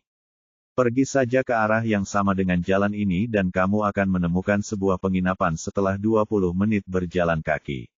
Orang itu menjawab dengan acuh tak acuh dan memikirkan urusannya sendiri setelahnya. Terima kasih. S berterima kasih pada pria itu dan tidak berdiam diri di sana juga. Setelah 15 menit, sebuah bangunan besar di kejauhan terlihat olehnya karena semua lampu dan dengan matanya yang tajam, dia bahkan dapat melihat bangunan yang menarik perhatian ini dari jarak 1 mil. S mempercepat langkahnya dan mencapai gedung besar, yang ternyata memiliki 10 lantai. Sekarang dia bisa melihat dengan jelas, ada batu-batu kecil bercahaya di dalam kotak kaca yang dipasang di sekeliling gedung ini, cahayanya berasal dari batu-batu itu. S belum pernah melihat batu semacam ini di bagian luar atau di bangunan sebesar ini. Papan nama kayu, Holiday Inn, diterangi dengan batu-batu ringan yang aneh. S memasuki inn dan melihat seorang wanita cantik berusia akhir 20-an sedang duduk di belakang meja konter. Ketika dia melihat S dengan tas di punggungnya dia tersenyum lebar dan menyapanya. "Selamat datang di Holiday Inn, ada yang bisa saya bantu, Tuan?" Dia berkata sambil tersenyum dengan suaranya yang manis. "Aku ingin sebuah kamar." S menjawab acuh tak acuh sambil bertingkah seperti anak orang kaya yang sombong. "Kamar seperti apa yang Tuan inginkan? Kami memiliki 2 jenis kamar. Kamar kelas 2 10 koin perak tanpa layanan khusus dan kamar kelas 1 untuk 10 koin emas dengan layanan terbaik dan kami akan melayani Tuan dengan daging binatang buas dan spesial anggur." Wanita itu memperkenalkan sambil tersenyum. "Binatang buas itu apa?" S bertanya dengan bingung, Dia belum pernah mendengar tentang daging seperti ini sebelumnya. Dialah yang oleh para bangsawan disebut sebagai orang kampung, oleh rakyat jelata. S memakan semua jenis daging hewan yang tersedia di wilayah luar. Tapi dia belum pernah mendengar tentang daging binatang ini sebelumnya dan harganya juga 10 koin emas. Kita harus tahu bahwa daging hewan normal hanya berharga 50 koin perunggu per pon. Binatang buas ditemukan di alam liar di luar kota. Mereka bukanlah hewan normal yang dapat mereka budidayakan seperti manusia dan menjadi binatang iblis sehingga daging mereka mengandung ki. Terlebih lagi, itulah yang dimakan oleh seorang kultivator normal dalam kehidupan sehari-hari mereka. Wanita itu menjawab sambil tersenyum tetapi orang dapat melihat kerutan kecil di wajahnya yang cantik dan cantik. Dari mana asal udik negeri ini? Dia bahkan tidak tahu tentang binatang buas. Apakah dia mencoba menggodaku dan membuang-buang waktuku? Dia berpikir dengan kesal. Orang lain mungkin tidak dapat menyadari perubahan suasana hatinya, tetapi S dapat merasakan karena pengembangan jiwa, dia dapat merasakan suasana hatinya berubah. S tersenyum kecut, tapi dia benar-benar tidak tahu tentang binatang buas ini. Pengetahuannya tentang dunia ini sangat tidak jelas. Yah, kalau itu yang bisa dimakan oleh para petani normal, maka aku juga bisa memakannya dan melihat apakah rasanya lebih enak daripada daging sapi. S mendengus dalam hatinya. Penggarap dapat hidup tanpa makan tetapi itu terjadi setelah mereka mencapai alam yang lebih tinggi. Para kultivator awal seperti S harus makan karena cadangan ki mereka terbatas dan mereka hanya dapat menarik sedikit daya dari dunia dengan meridian tertutup. Namun, S berbeda dalam hal ini karena dia bisa hidup selama sebulan penuh tanpa makan apapun karena ki-nya adalah ki surgawi. Dia makan setiap hari demi makan. Aku ambil satu dengan sewa 10 koin emas. Ini 1 koin rubi cukup untuk 10 hari kan. S mengambil koin rubi dari sakunya dan meletakkannya di atas meja di depan wanita yang sedang berpikir sambil mengerutkan kening. Dia tersadar dari lamunannya setelah mendengar suara S dan melihat koin rubi yang bersinar di atas meja. Dia berkata dengan senyum lebar terpampang di wajahnya, "Ya. Cukup untuk 10 hari. Aku akan segera pergi dan ambilkan kunci kamar tuan. Ini kunci kamar nomor 103 di lantai 3. Kalau butuh apa-apa silahkan hubungi saya. Saya akan ada di sini kapan saja. Makanan Anda akan diantar oleh pelayan 3 kali sehari. Selamat menginap Pak." Dia menyerahkan kunci ke S dan mengirim seorang pelayan untuk mengantarnya ke kamar. Setelah memasuki ruangan S menghela nafas keheranan, kamar ini sangat besar, setidaknya 5 kali lebih besar dari gubuk lamaku. Baginya, ruangan ini sungguh mewah. S meletakkan tasnya dan kotak kayu sepasang pedang raptor di sudut ruangan. Saya harus menangani pil ini dulu. Saya ingin tahu apakah seseorang akan membelinya tanpa memperhatikan apapun. S ingin menjual pil ini dari toko Fatibili untuk mendapatkan koin rubi. Tampaknya S tidak bisa menggunakan pil tersebut. Ketika dia mencobanya, dia hanya merasakan rasa pahit dari jamu, tidak ada yang lain. Dia menyimpulkan itu karena ki surgawi. Saat S hendak memulai rutinitas hariannya untuk berkultivasi, dia merasakan seseorang mendekati pintunya. Ia segera meningkatkan kewaspadaannya dan dengan menggunakan indera langit, ia melihat hanya ada seorang pelayan yang membawa nampan di tangannya. Dia langsung merasa rileks dan menghela nafas lega. Saat dia melihat lampu menyala, terdengar suara merdu di dalam ruangan, "Tuan, saya di sini untuk membawakan Anda makan malam." S membuka pintu dengan senyuman di wajahnya. Dia menerima nampan penuh makanan dari asistennya, "Terima kasih." Pelayan itu tercengang. Tidak ada seorang pun yang pernah berterima kasih padanya selama bertahun-tahun dia bekerja di sana. Sebab, para nobel dan khususnya para penggarap adalah orang-orang yang sombong. Mereka tidak akan pernah berterima kasih kepada hamba manusia seperti dirinya. Ia masih terkejut dengan kelakuan pemuda tersebut saat S mengeluarkan koin rubi dari sakunya dan meletakkannya di tangannya. "Ini, belilah sesuatu yang bagus untuk anak-anakmu dengan koin ini," kata S dengan murah hati. S masih bertingkah seperti tuan muda yang kaya tetapi dia tidak tahu bahwa orang kaya pun tidak memberikan koin rubi kepada pelayannya sebagai tip. Pelayan itu terkejut dengan tip besar yang diberikan S kepadanya dan panik ketika dia dengan cepat menolak. "Pak, saya tidak bisa menerimanya. koin perak saja sudah cukup. Dan saya tidak punya anak, saya lajang. Petik 2. Saat dia mengatakan itu, wajahnya memerah. Namun, S tidak menyadari rona merah di wajahnya dan bersikeras. Ambil saja jika kamu tidak punya anak, lalu belikan sesuatu untuk orang tuamu. S menutup pintu tanpa menunggu jawaban. Pelayan itu memegang koin rubi di tangannya tanpa berpikir panjang dan setelah beberapa saat dia menggenggam erat koin rubi di tangannya dan pergi dengan air mata berlinang. Mungkin kebetulan atau keberuntungan tapi dia sangat membutuhkan uang sebanyak itu saat ini. S tidak terlalu mempermasalahkan pertemuan awal dan mulai menikmati daging binatang yang bertengger itu. Saat memakannya, ia merasa daging tersebut mengandung energi 100 bahkan 1000 kali lebih banyak dibandingkan daging biasa. Wanita itu tidak berbohong tentang ki dalam daging ini dan rasanya lebih enak daripada daging sapi. Pantas saja para petani hanya memakan daging jenis ini. S bergumam seperti anak kecil yang konyol dan menikmati makanannya. Setelah selesai makan S mulai mengembangkan budidaya bela dirinya karena ia baru saja mencapai terobosan dalam budidaya jiwanya. Bab 16. Tiket malam, itu adalah pagi yang cerah dan hari yang normal bagi penduduk pusat kota tetapi S hanyalah awal dari perjalanan barunya. S menyantap sarapan yang disediakan penginapan dan memulai penjelajahannya di wilayah dalam.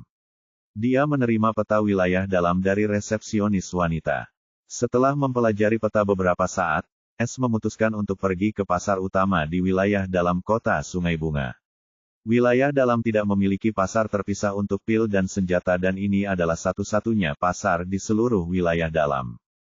Wilayah di dalam kota dibagi menjadi banyak wilayah oleh keluarga bangsawan yang berbeda, sebagian besar wilayah dalam berada di bawah kendali keluarga-keluarga ini. Itu sebabnya hanya ada satu pasar yang dijalankan oleh seluruh keluarga bangsawan secara bersama-sama. Setiap keluarga yang memiliki harta benda di wilayah dalam atau wilayah dalam kota disebut keluarga bangsawan. S pergi ke sana untuk menjual pil setengah putih tersebut. Pasar induk wilayah dalam dipenuhi dengan berbagai kegiatan. Banyak pedagang dari luar kota yang datang ke sini untuk menjual dagangannya dan membeli berbagai makanan khas kota Bunga Sungai. Namun kota ini merupakan kota bintang 2. Di tengah pasar utama, tempat ini merupakan kawasan tersibuk di seluruh pasar. Ada sebuah bangunan besar berlantai 15 di sini dan bangunan itu cukup terkenal. Namanya toko, Kelby Pills dan Weapons. Toko itu terkenal karena dimiliki oleh keluarga Kelby, salah satu dari 3 keluarga bangsawan teratas di kota Sungai Bunga. Keluarga Kelby memiliki sejarah 100 tahun dan juga merupakan keluarga petani. Itulah sebabnya mereka menguasai sebagian besar wilayah di kota dan tidak ada yang berani mengganggu mereka di kota. Ikuti bab baru di novel.com. S saat ini sedang berdiri di depan toko, Kelby Pills dan Weapons. Ketika dia sampai di pasar utama, dia bertanya-tanya tentang toko yang menjual pil dan dia menemukan toko, Kelby Pills dan Weapons. Ini adalah salah satu toko terbesar di sini yang membeli pil dari pedagang luar dan yang paling penting mereka tidak menanyakan dari mana barang tersebut berasal atau informasi pribadi apapun tentang pelanggan mereka. Karena itulah S memilih toko ini untuk menjual hasil jarahannya. Saat S memasuki toko, dia bahkan tidak sempat melihat sekeliling ketika seorang wanita muda cantik datang ke hadapannya dan berbicara sambil tersenyum. Pelanggan yang terhormat, bisnis apa yang Anda jalankan? Apakah Anda menjual untuk membeli? Ia tidak berlama-lama dan bertanya langsung kepada pria tersebut karena saat itu toko sedang cukup ramai sehingga terkesan terburu-buru ingin bertemu orang lain. Saya ingin menjual pil saya. Jawab S sambil meringis melihat kerumunan besar di sini. Dia tidak ingin banyak orang melihat wajahnya. Pelanggan yang terhormat, Anda datang ke tempat yang tepat. Silakan ikuti saya ke lantai 2 di sana. Penilai ahli akan menilai kualitas pil Anda dan memberi Anda harga yang pantas untuk pil tersebut. Kata wanita muda itu sambil tersenyum. Dia telah bekerja di sini selama bertahun-tahun dan dapat menilai seseorang yang berurusan di sana hanya dari penampilan dan sikapnya. Sepertinya dia berasal dari kota bintang 1, Udik. Dia mengejek dalam hatinya dan menambahkan S ke daftar udiknya. Jika S adalah seseorang dari daerah dalam atau berstatus lebih tinggi, pakaiannya tidak akan kuno dan terbuat dari bahan biasa. Siapapun bisa tahu bahwa dia miskin atau bukan dari kota kelas atas. Dan kesalahan terbesarnya adalah dia tidak boleh memberitahukan jenis barang apa yang dia jual sejak awal. Dia seharusnya menunggu untuk menemukan tempat yang tenang terlebih dahulu dan kemudian menunjukkan tangannya. Nah, apa yang bisa dilakukan S yang malang? Dia bukanlah pedagang yang cerdik, masih sangat muda dan belum berpengalaman. Dia baru-baru ini menjadi kaya dan tidak tahu bagaimana menangani kekayaan, tidak peduli seberapa hati-hatinya dia pasti melakukan kesalahan. Lantai 2 toko itu tidak seramai lantai 1. Wanita muda itu membawa Es ke meja konter kecil, di sana ada seorang lelaki tua berambut abu-abu duduk di kursi kayu dengan nyaman. Tuan Matthew, pria ini ingin menjual pil di sini, bisakah Anda menilainya dan memberikan harga yang pantas? Kata wanita itu sambil mengedipkan mata pada lelaki tua itu bahwa hanya dia yang memperhatikan dan tahu persis apa maksudnya. Namun, S langsung menyadari ada yang tidak beres ketika dia memberinya sinyal karena mereka tidak bisa menyembunyikan rasa jijik mereka dari soul sense miliknya.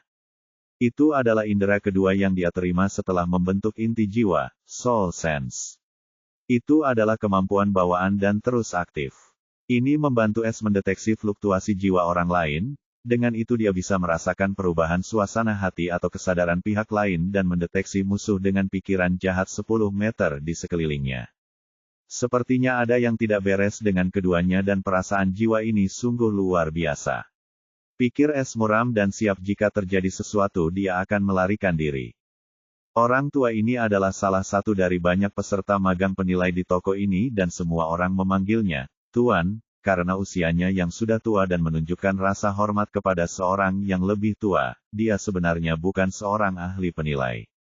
Ketika lelaki tua Matthew menerima sinyal itu, dia langsung tahu bahwa anak ini adalah anak dusun dan dia tidak perlu serius saat berhadapan dengannya.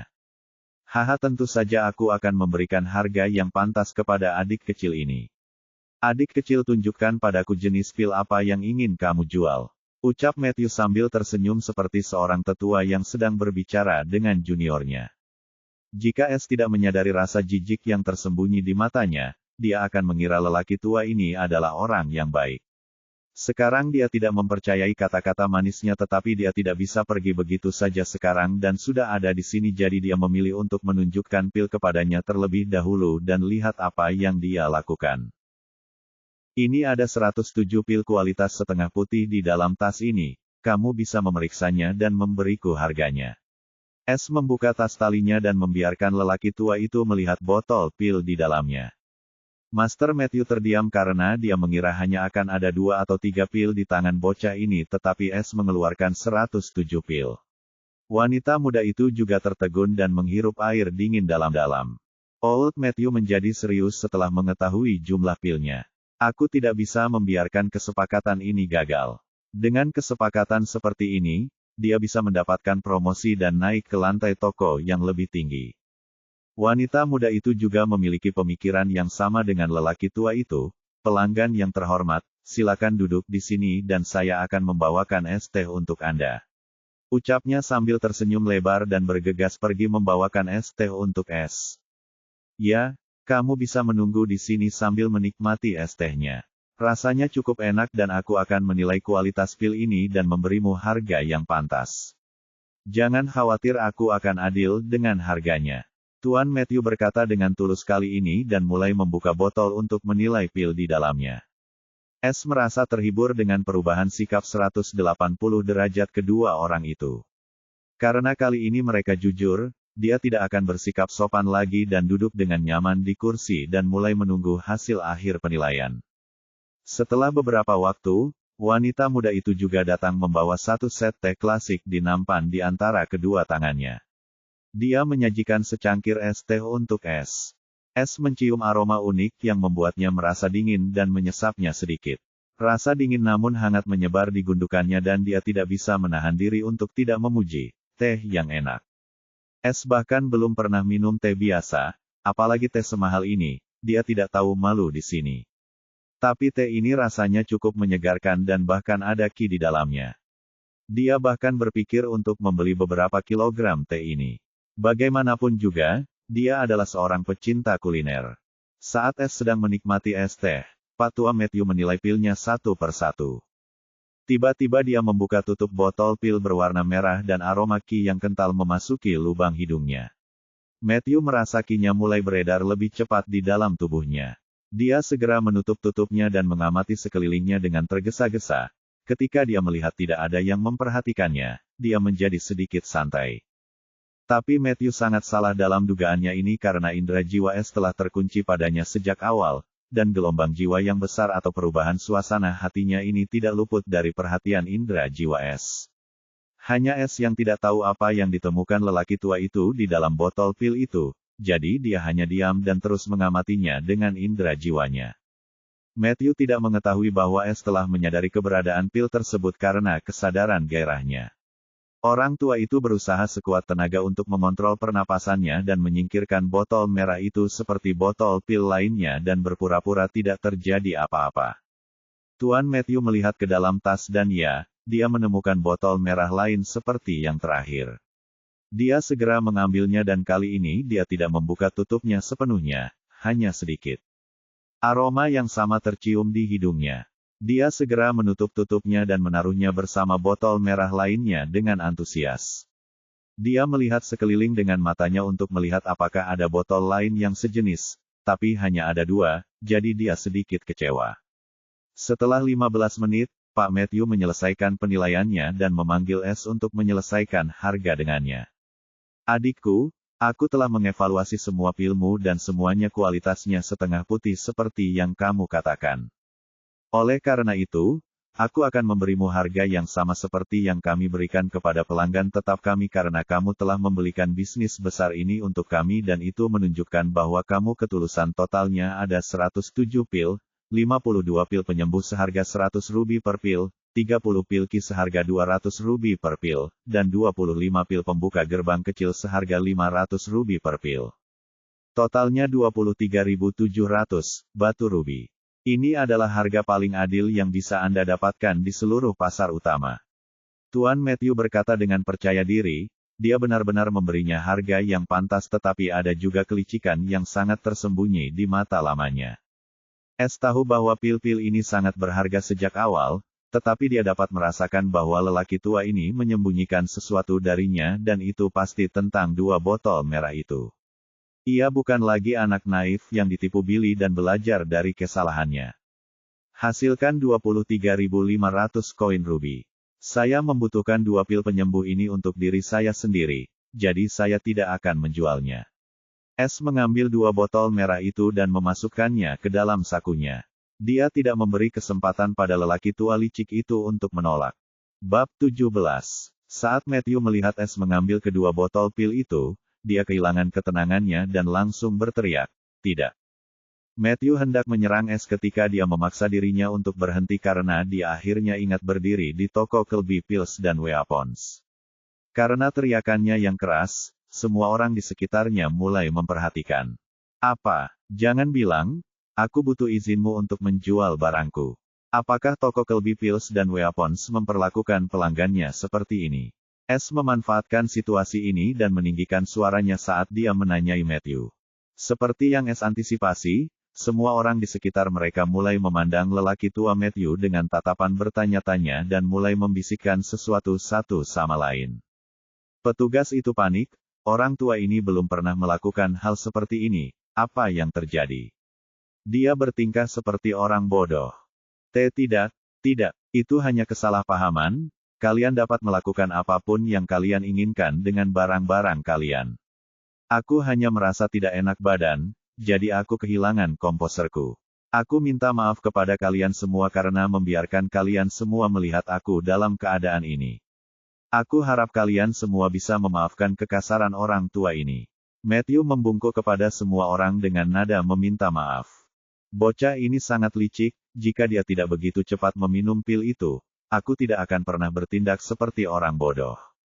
Dia menipuku untuk bertindak gegabah dan sekarang aku tidak bisa berbuat apa-apa selagi dia bisa meminumnya, tapi bagaimana dia bisa tahu? Matthew mengertakkan gigi karena frustrasi dan benar tentang S yang menipunya dengan bertindak seperti itu.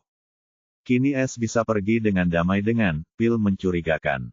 Itu hanya kesalahpahaman dan kami pikir itu akan menjadi pertunjukan yang bagus untuk ditonton. Sungguh mengecewakan. Mari kita urus urusan kita sendiri. Seseorang yang menonton berkata sambil tertawa, dan setelah mendengarnya, semua orang juga tertawa dan mulai memikirkan urusan mereka sendiri lagi. Haha, adik, semua pil ini milikmu, jadi terserah kamu mau menjualnya atau tidak. Jadi, jual saja apa yang kamu mau dan ambil apa yang tidak ingin kamu jual. Kami tidak keberatan. Pak Tua Matthew menoleh ke arah S dan berkata sambil tertawa datar yang terlihat sangat jelek. Oh, jangan khawatir. Saya hanya membutuhkan 2 pil penyembuh ini untuk diri saya sendiri. Saya menjual semua pil lainnya kepada Anda. Jawab S dengan senyuman polosnya seolah dia tidak melakukan apa-apa. Pergi dan laporkan transaksi ini ke atas dan dapatkan 23.500 koin ruby untuk adik perempuan kita di sini. Aku sedang tidak enak badan sekarang jadi aku akan istirahat hari ini. Pak Tua Matthew bergegas ke lantai atas gedung dengan wajah kesal. Kenapa dia pergi ke sana? Pikir petugas muda itu tetapi tidak dapat menemukan jawaban. Dia tidak menyetujuinya dan segera mengambil iuran S. Ini adalah kartu kristal ruby, 23.500 koin ruby Anda ada di dalamnya. Anda dapat menggunakannya seperti mata uang biasa atau menarik koin Anda dari mana saja di negara bagian atau kota. Ucap pelayan muda itu sambil memberikan S sebuah kartu kristal kecil berbentuk persegi berwarna putih. Di atasnya terdapat 23.500 tulisan berwarna merah. S pernah mendengar tentang kartu kristal ini sebelumnya. Kartu ini dapat digunakan di mana saja di tanah tingkat 4, jadi dia tidak terkejut dan menerima kartu putih tersebut.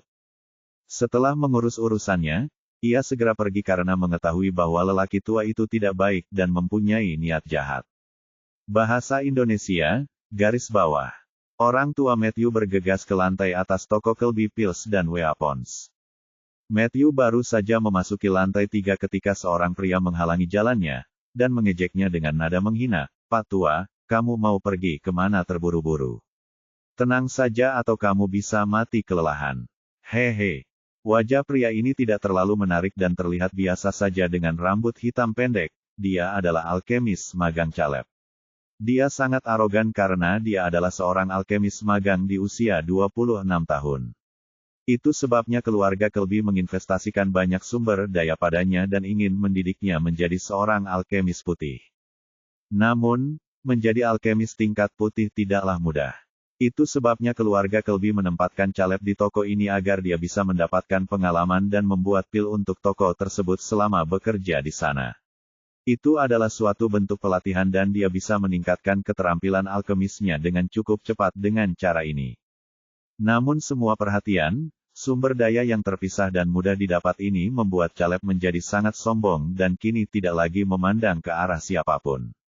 Dia tidak mendengarkan siapapun kecuali petinggi keluarga Kelby dan keturunan langsung mereka dan selalu ceria. Tuan muda Caleb, lelaki tua ini mempunyai sesuatu yang sangat penting untuk dilakukan, jadi saya minta maaf karena tidak dapat menghibur Anda. Matthew berkata dengan hormat tetapi jelas ada permusuhan di matanya karena kutukan Caleb sebelumnya, tapi sayangnya dia tidak bisa berbuat apa-apa. Sesuatu yang penting ya, beritahu aku apa itu dan aku akan memutuskan apakah itu penting atau tidak. Caleb meringis setelah mendengarkan Matthew. Jika dia mengingatnya dengan benar, lelaki tua ini sangat penuh hormat dan sekarang dia menunjukkan ketidaksenangannya secara terbuka, ada yang tidak beres. Tuan muda, tolong sekali ini saja, tidak bisakah Anda bersikap seperti ini? Cukup penting untuk melaporkannya sendiri kepada pemilik toko. Orang tua Matthew berkata sambil menghela nafas frustasi, jika itu orang lain, dia pasti sudah menamparkan mereka ribuan kali sekarang. Anda, Caleb baru saja akan marah pada lelaki tua yang kasar ini tetapi memikirkannya dengan lebih hati-hati. Apa pentingnya melaporkan hal ini kepada pemilik toko sendiri? Dia bahkan menyinggung perasaanku karenanya. Kalau begitu, aku harus melihatnya sendiri. Ayo pergi. Aku ikut denganmu dan jika itu tidak sepenting yang kamu katakan, hehe, kamu tahu apa yang akan terjadi jika suasana hatiku sedang buruk, kan? Caleb tersenyum muram dan pergi bersama Matthew. Mereka mencapai lantai 15 dalam hitungan menit. Lantai 15 toko ini didekorasi dengan sangat indah dengan batu giok dan marmer mahal. Seseorang dapat melihat bagian dalam kota sambil berdiri di depan jendela di sini dan menikmati pemandangan indah kota di malam hari. Saat ini, seorang pemuda berambut hitam, berkulit pucat, dan berpakaian mewah sedang duduk di kursi di samping jendela sambil mengamati pasar yang ramai dengan kerutan di wajah tampannya. Apa artinya kamu tidak dapat menemukannya dimanapun?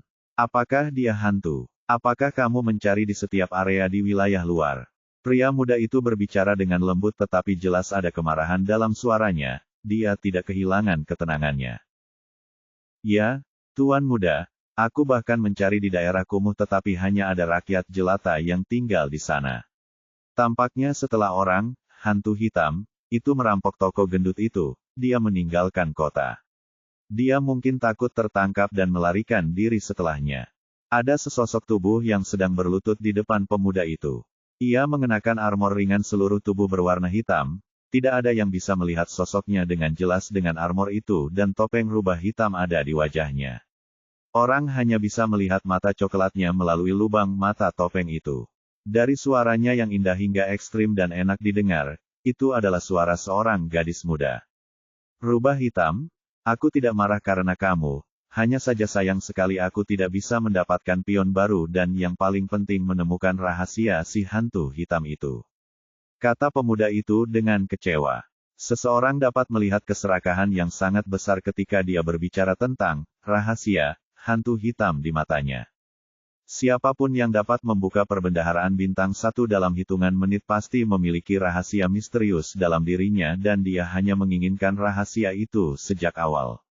Adapun menerima dia sebagai pion, itu adalah pilihan, hantu hitam. Jika Black Ghost menerima menjadi alatnya, dia akan menjaganya tetapi jika tidak, dia akan melakukan apa yang selalu dia lakukan terhadap musuhnya, membunuh tanpa ampun. Pemuda itu masih memikirkan rahasia, hantu hitam, ketika dia mendengar langkah kaki mendekat dan menyatakan dengan tenang, kamu bisa pergi dulu dan melihat apakah masih ada jejak yang tersisa dari hantu hitam. Aku masih tidak berpikir seorang pria dengan keterampilan seperti dia akan lari semudah ini. Setelah menerima perintahnya, rubah hitam menghilang seperti asap.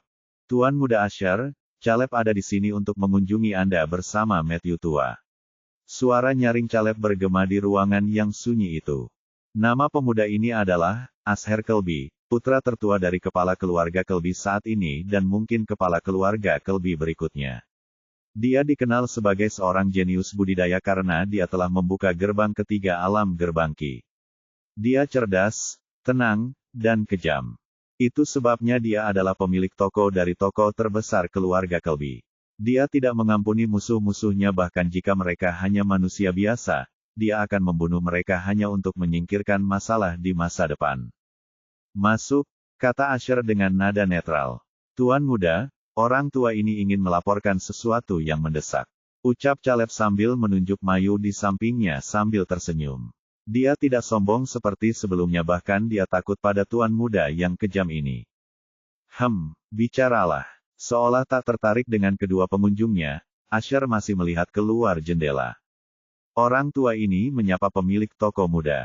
Saya ingin melaporkan, saya melihat 2 pilki peringkat putih di tangan seorang anak laki-laki, yang sepertinya berasal dari kota tingkat rendah atau di luar kota bunga sungai.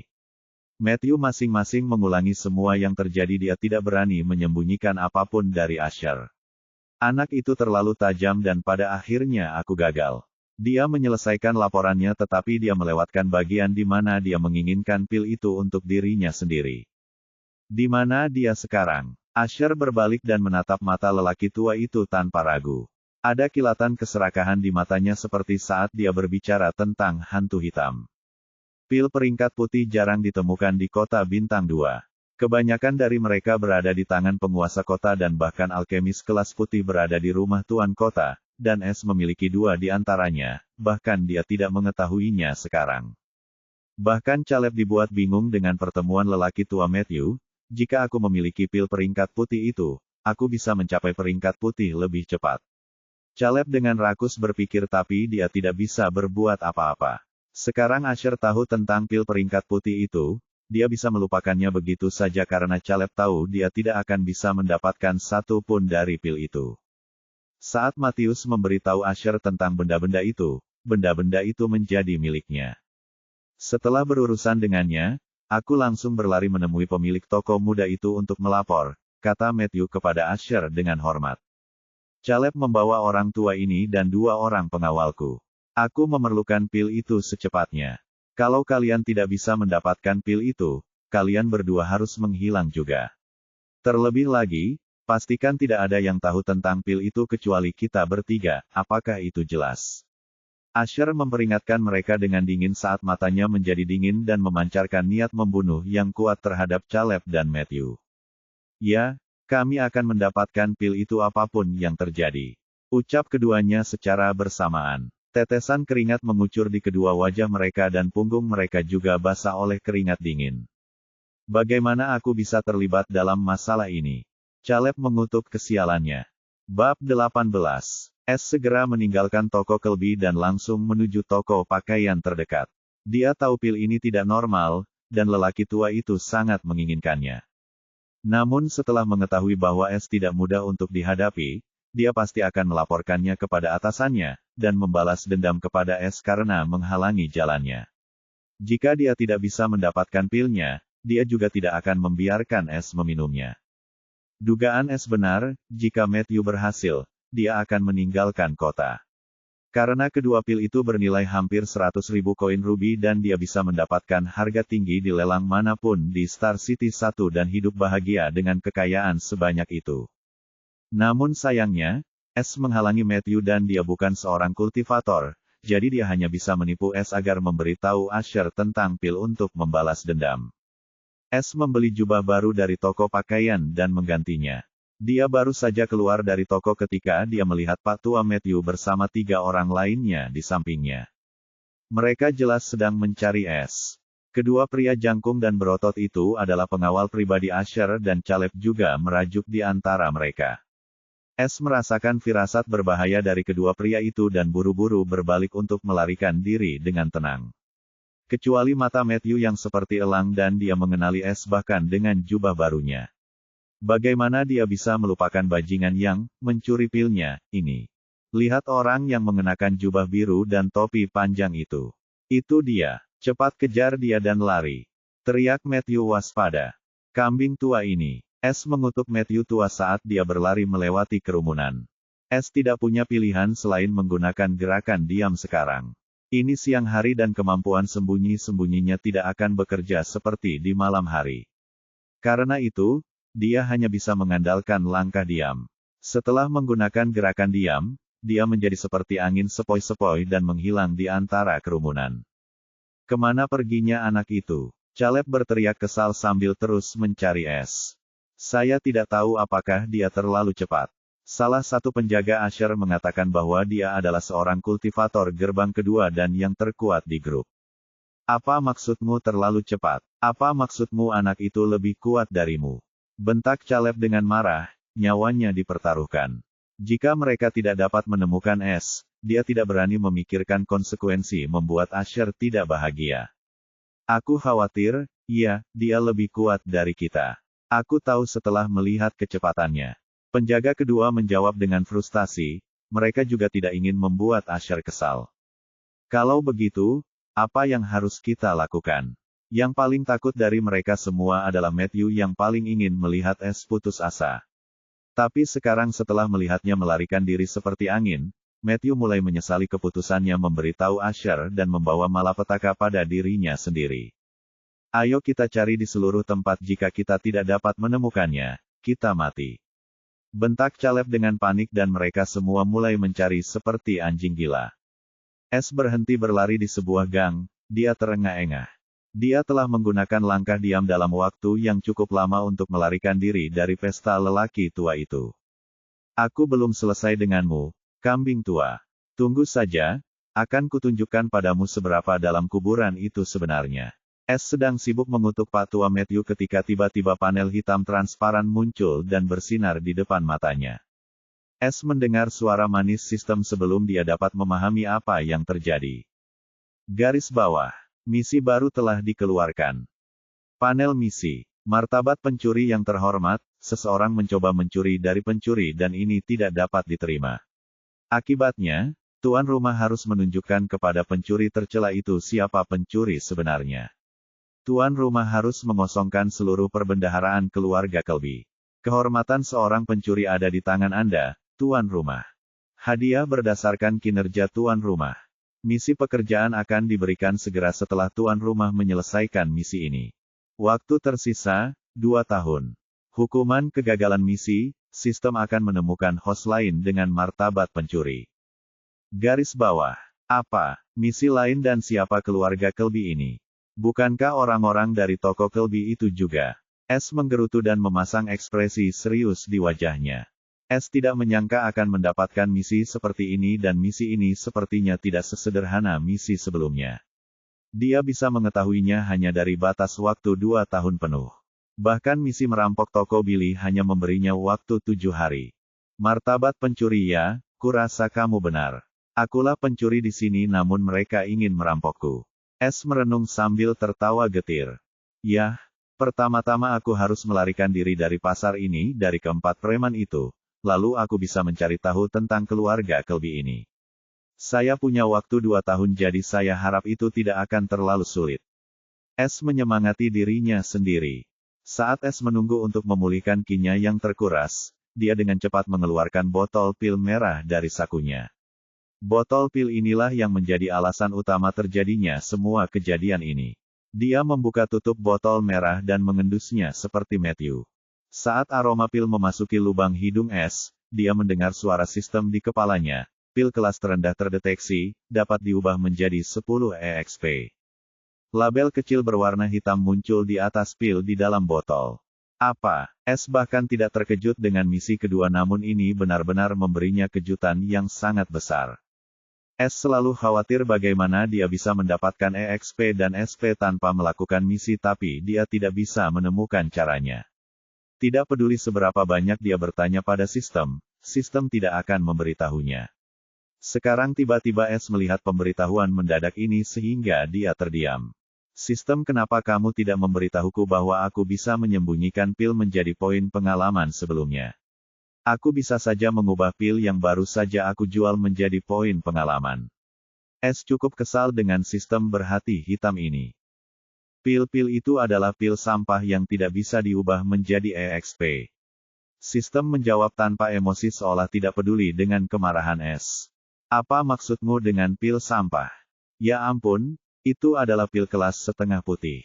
Dan pil ini adalah pil kelas putih. Apakah kamu gila menyebutnya pil kelas terendah?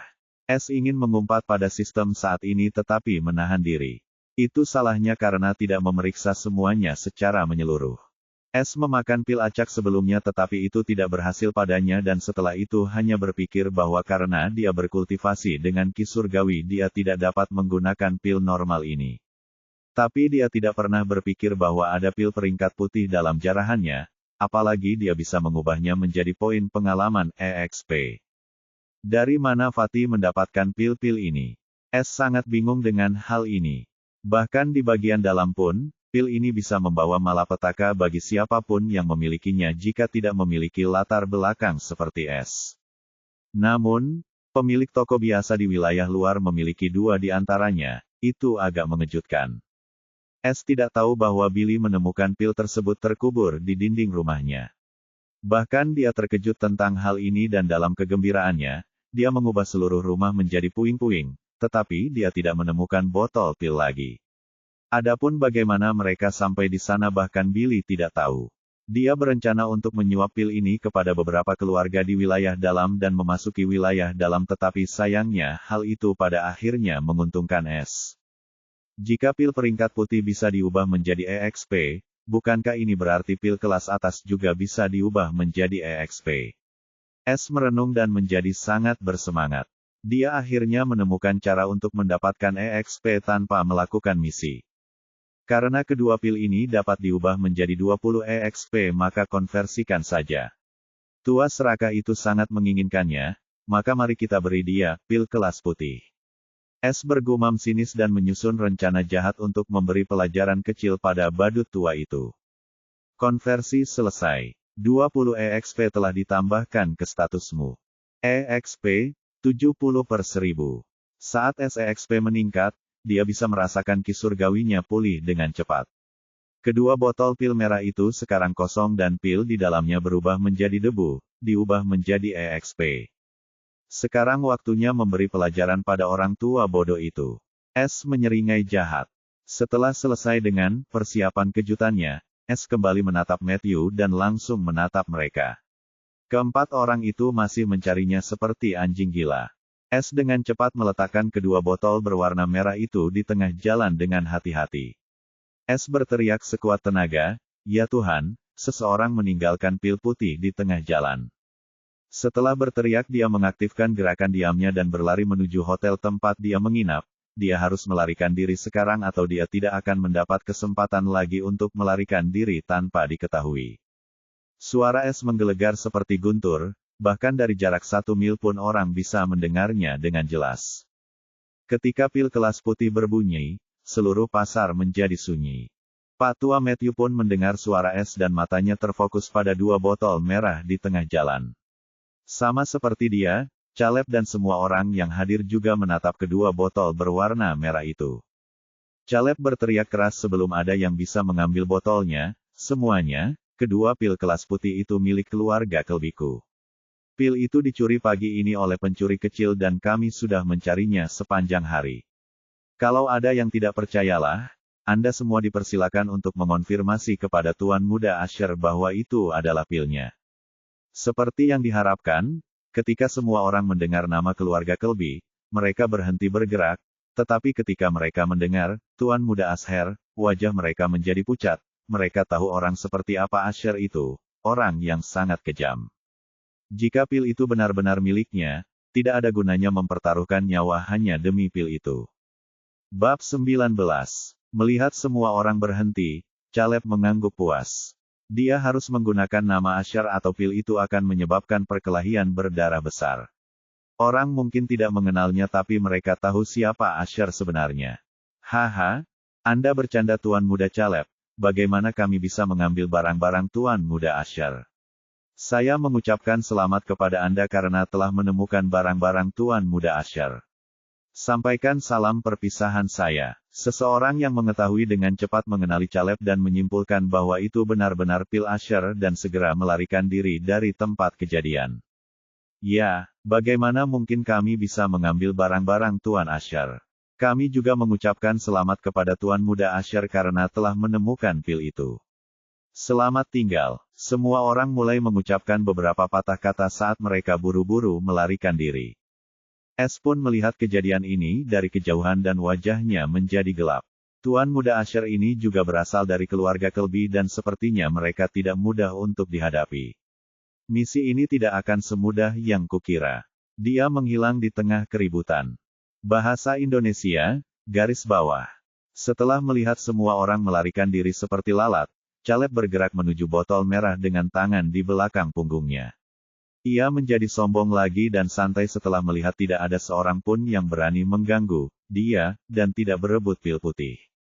Caleb meraih dua botol berwarna merah di tangannya dan tersenyum lebar seperti anak kecil yang baru saja mendapat mainan baru.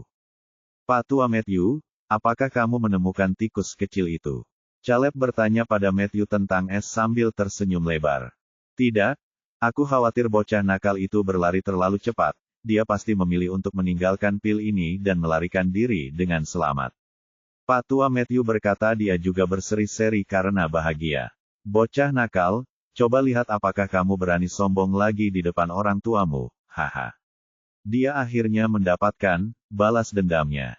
"Baiklah, ayo ambil pilnya agar tikus kecil itu tidak penting lagi. Ayo lapor pada Tuan Muda Asher, kita tidak bisa membiarkannya menunggu." Ucap Caleb buru-buru dan segera kembali ke toko Kelby. Garis bawah. Saat ini berada di dalam toko Kelby, di lantai 15. Caleb dan Matthew tersenyum seperti orang bodoh. Di depan mereka, Asher duduk di kursi dan di antara mereka ada meja giok putih. Di atas meja ada dua botol pil berwarna merah mengkilat. Caleb dan Matthew mengharapkan imbalan besar atas kerja keras mereka. Terutama Matthew, Dia selalu ingin menjadi floor manager tetapi dia tidak memiliki kemampuan itu. Tapi sekarang dia telah menyumbangkan 2 pil panggung putih, dan itulah sebabnya dia sangat bahagia. Kamu melakukan hal yang benar dengan menggunakan namaku. Apakah kamu membuka botol pil ini? Asher bertanya dengan dingin. Dia tampak tenang di luar tapi di dalam dia sangat bahagia setelah mendapatkan 2 pil kelas putih, tanpa banyak usaha. Kami tidak berani menyentuh tuan muda milikmu. Keduanya berkata bersamaan. Asher sangat puas dengan sikap seperti ini. Dia juga tidak suka orang lain menyentuh barang miliknya. Asher mengangkat botol pil merah dari meja dan membukanya untuk melihat pil kualitas putih. Saat dia membuka tutupnya tidak ada aroma pil yang masuk ke lubang hidungnya. Dia mencium sesuatu yang sangat busuk dan menjijikkan. Warna wajah Asher berubah dari putih menjadi biru dan secara naluriah melempar botol pil berwarna merah. Botol kacanya pecah dan yang masuk hanyalah pil hitam yang sangat kecil. Ketika Caleb dan Matthew melihat reaksinya, mereka tidak mengerti apa yang terjadi tetapi ketika mereka melihat pil hitam kecil itu, wajah mereka menjadi kaku dan semua darah yang beredar di dalam tubuh mereka berhenti karena ketakutan. Matthew buru-buru berlutut dan mulai membenturkan kepalanya di depan wajah ungu Asher. Kamu menyebut pil peringkat putih, tikus sialan, ini. Asher meraung dengan sangat terhina. Dia tidak pernah menyentuh sesuatu yang kotor sepanjang hidupnya dan merupakan orang yang sangat rapi dan bersih. Namun, kini ada yang berani memberinya kotoran tikus untuk dicium. Bagaimana mungkin dia tidak kehilangan akal sehatnya dan menjadi sangat marah. Yang lebih parahnya, dia terlihat melakukan hal paling tercela dalam hidupnya oleh orang lain. Ini tidak bisa dimaafkan. Asher tidak tahu siapa yang melakukan ini padanya, tapi dia tahu siapa yang memberinya kotoran tikus ini. Kepalamu bisa terbentur di akhirat. Mati. Asher tidak memberi Matthew kesempatan untuk memohon belas kasihan dan mengirimkan tendangan ke kepala Matthew dengan kekuatan penuh dari basis kultivasinya. Bang! Bagaimana manusia seperti Mayu bisa menahan tendangan seorang kultivator?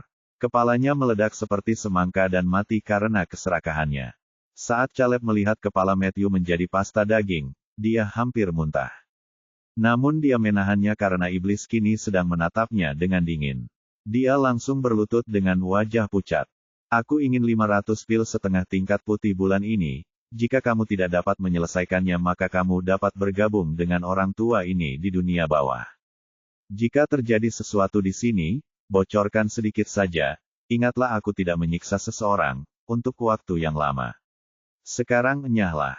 Asher mengancam Caleb dengan niat membunuh yang kental terpancar dari sekujur tubuhnya. Asher tidak bisa membunuhnya seperti ini betapapun marahnya dia tidak akan membunuh angsa yang bertelur emas seperti itu dan hanya memberinya misi mustahil yang tidak mudah untuk diselesaikan. 500 setengah pil kelas putih akan memberi pelajaran pada bajingan sombong ini, dia kehilangan kendali hari demi hari.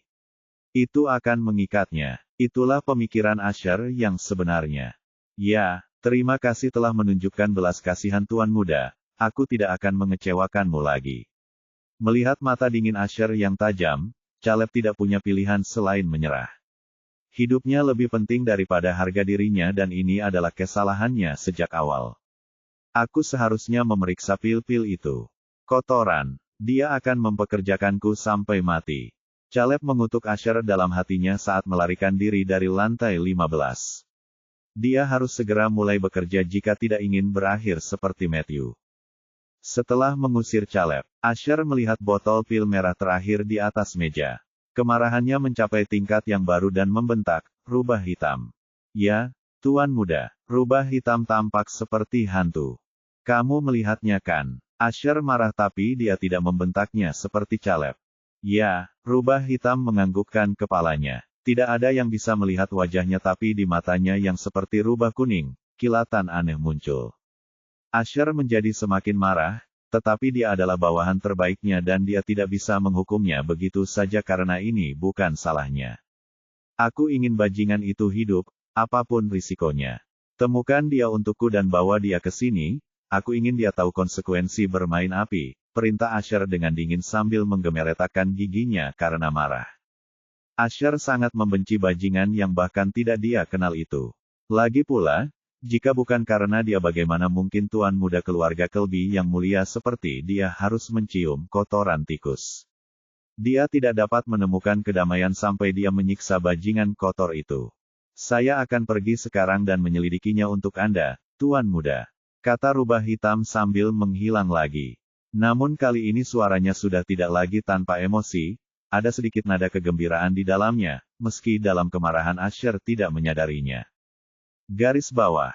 Setelah berhasil kabur dari pasar utama S akhirnya kembali ke Inn.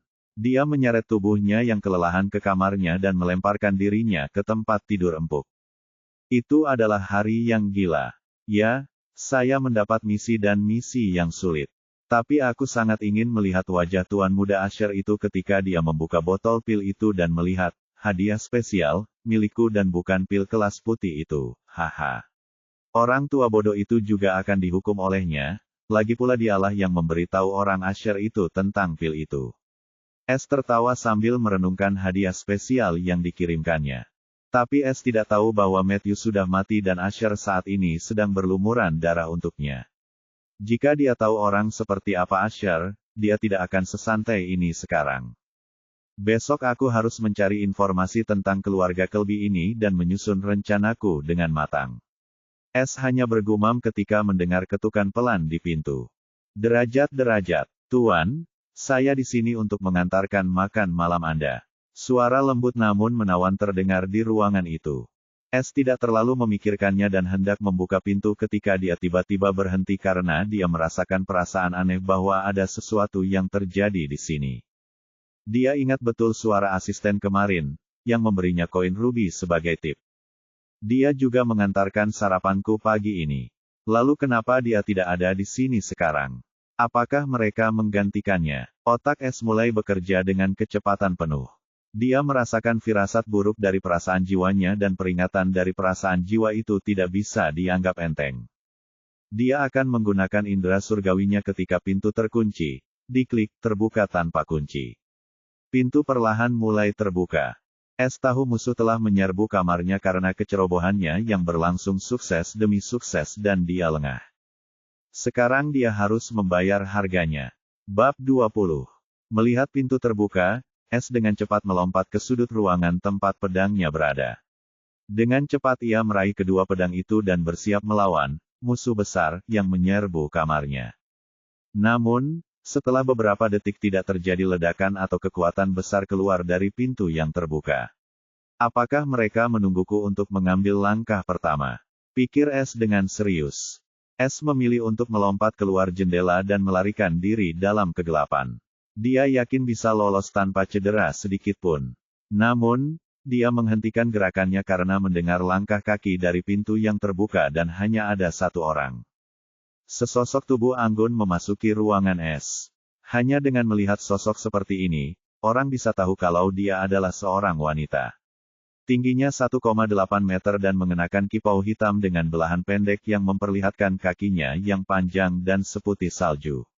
Gaun ini sangat cocok untuk bentuk tubuh seksinya. Terutama dua puncak besar di dadanya, keduanya tampak seperti akan keluar dari gaunnya jika dia bergerak. Rambut hitam panjangnya seperti air terjun. Sayang sekali wajahnya tidak terlihat karena memakai topeng rubah hitam. Namun, mata coklat kemerahannya bersinar seperti bintang. Tangannya yang putih dan halus memegang nampan berisi makan malam es. Gadis bertopeng rubah sebenarnya adalah bawahan utama Asher, rubah hitam.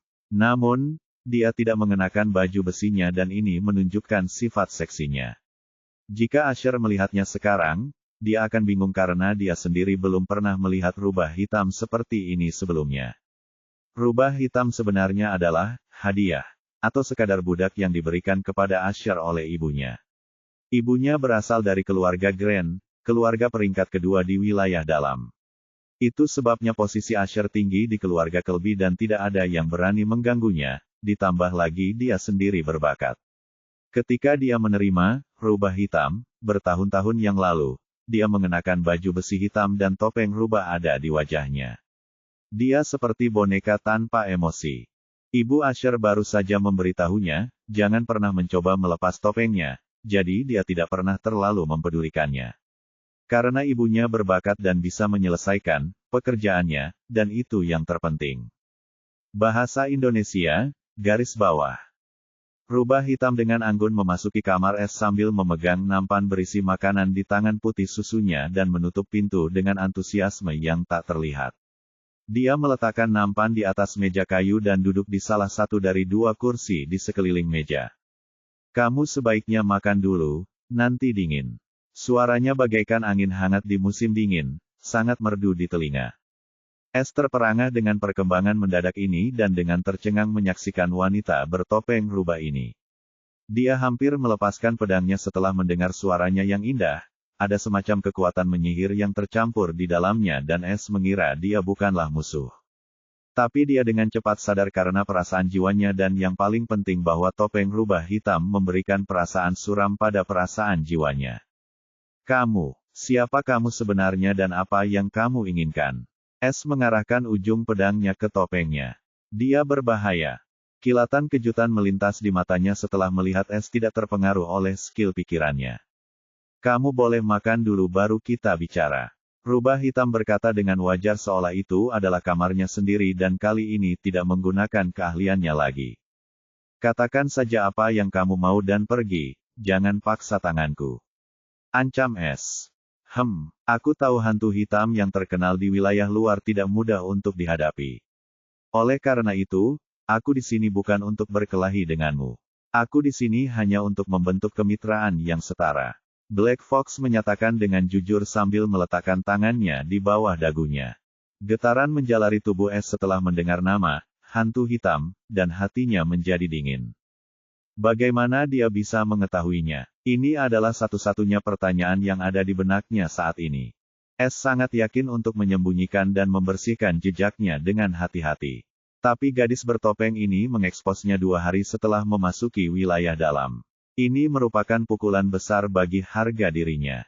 Es mengencangkan cengkeramannya pada gagang pedangnya dan hendak menyerang dengan menggunakan teknik pedang bayangan ganda ketika gadis bertopeng itu tepat waktu mengangkat tangannya yang bersalju ke udara dan berbicara dengan polos, "Lihat, aku bahkan tidak punya senjata apapun.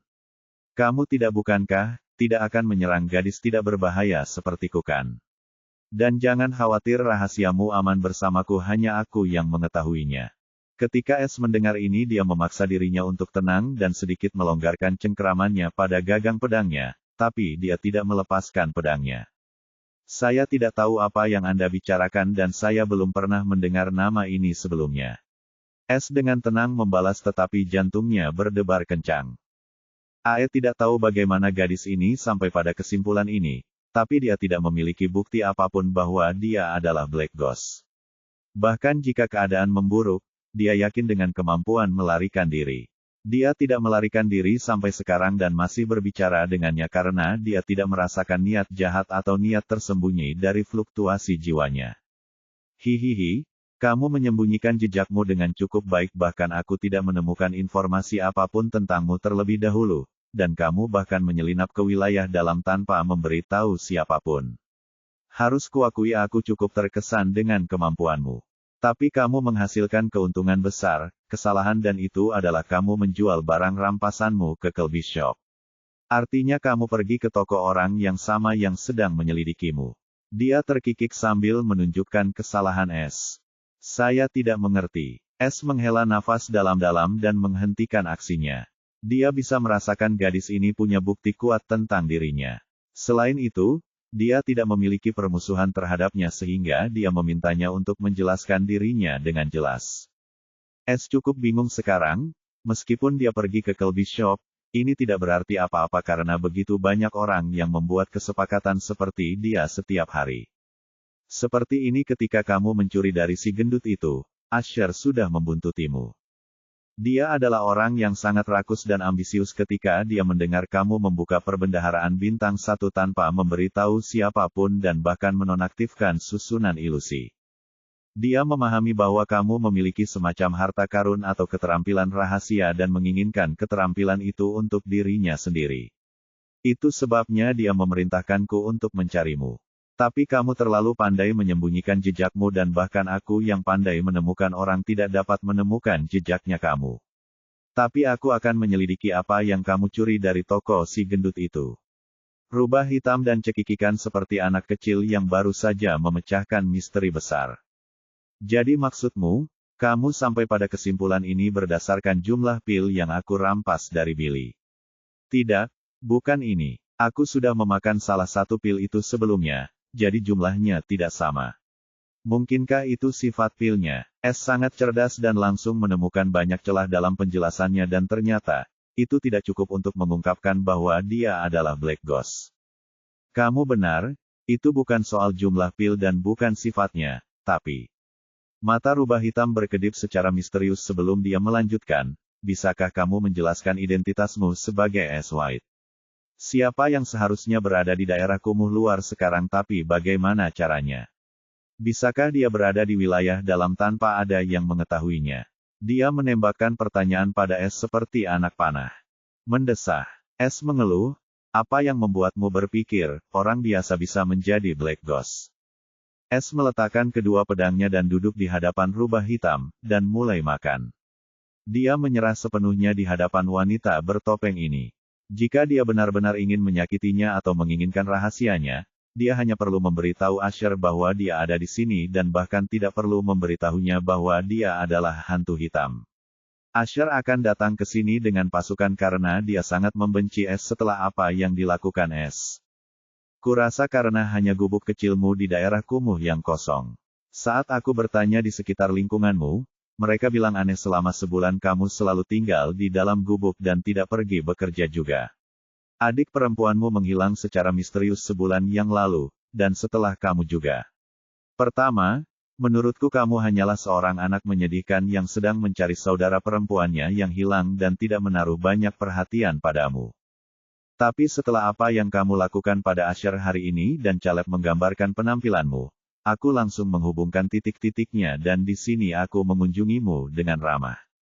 Hihi, rubah hitam tertawa kecil. Dia melihat S memakan makan malamnya yang sepertinya bukan orang yang akan menyerangnya beberapa saat yang lalu. Saya harus mengatakan bahwa saya terkesan. Sekarang beritahu saya mengapa Anda tidak memberi tahu Asher. Apakah Anda tidak bekerja untuknya?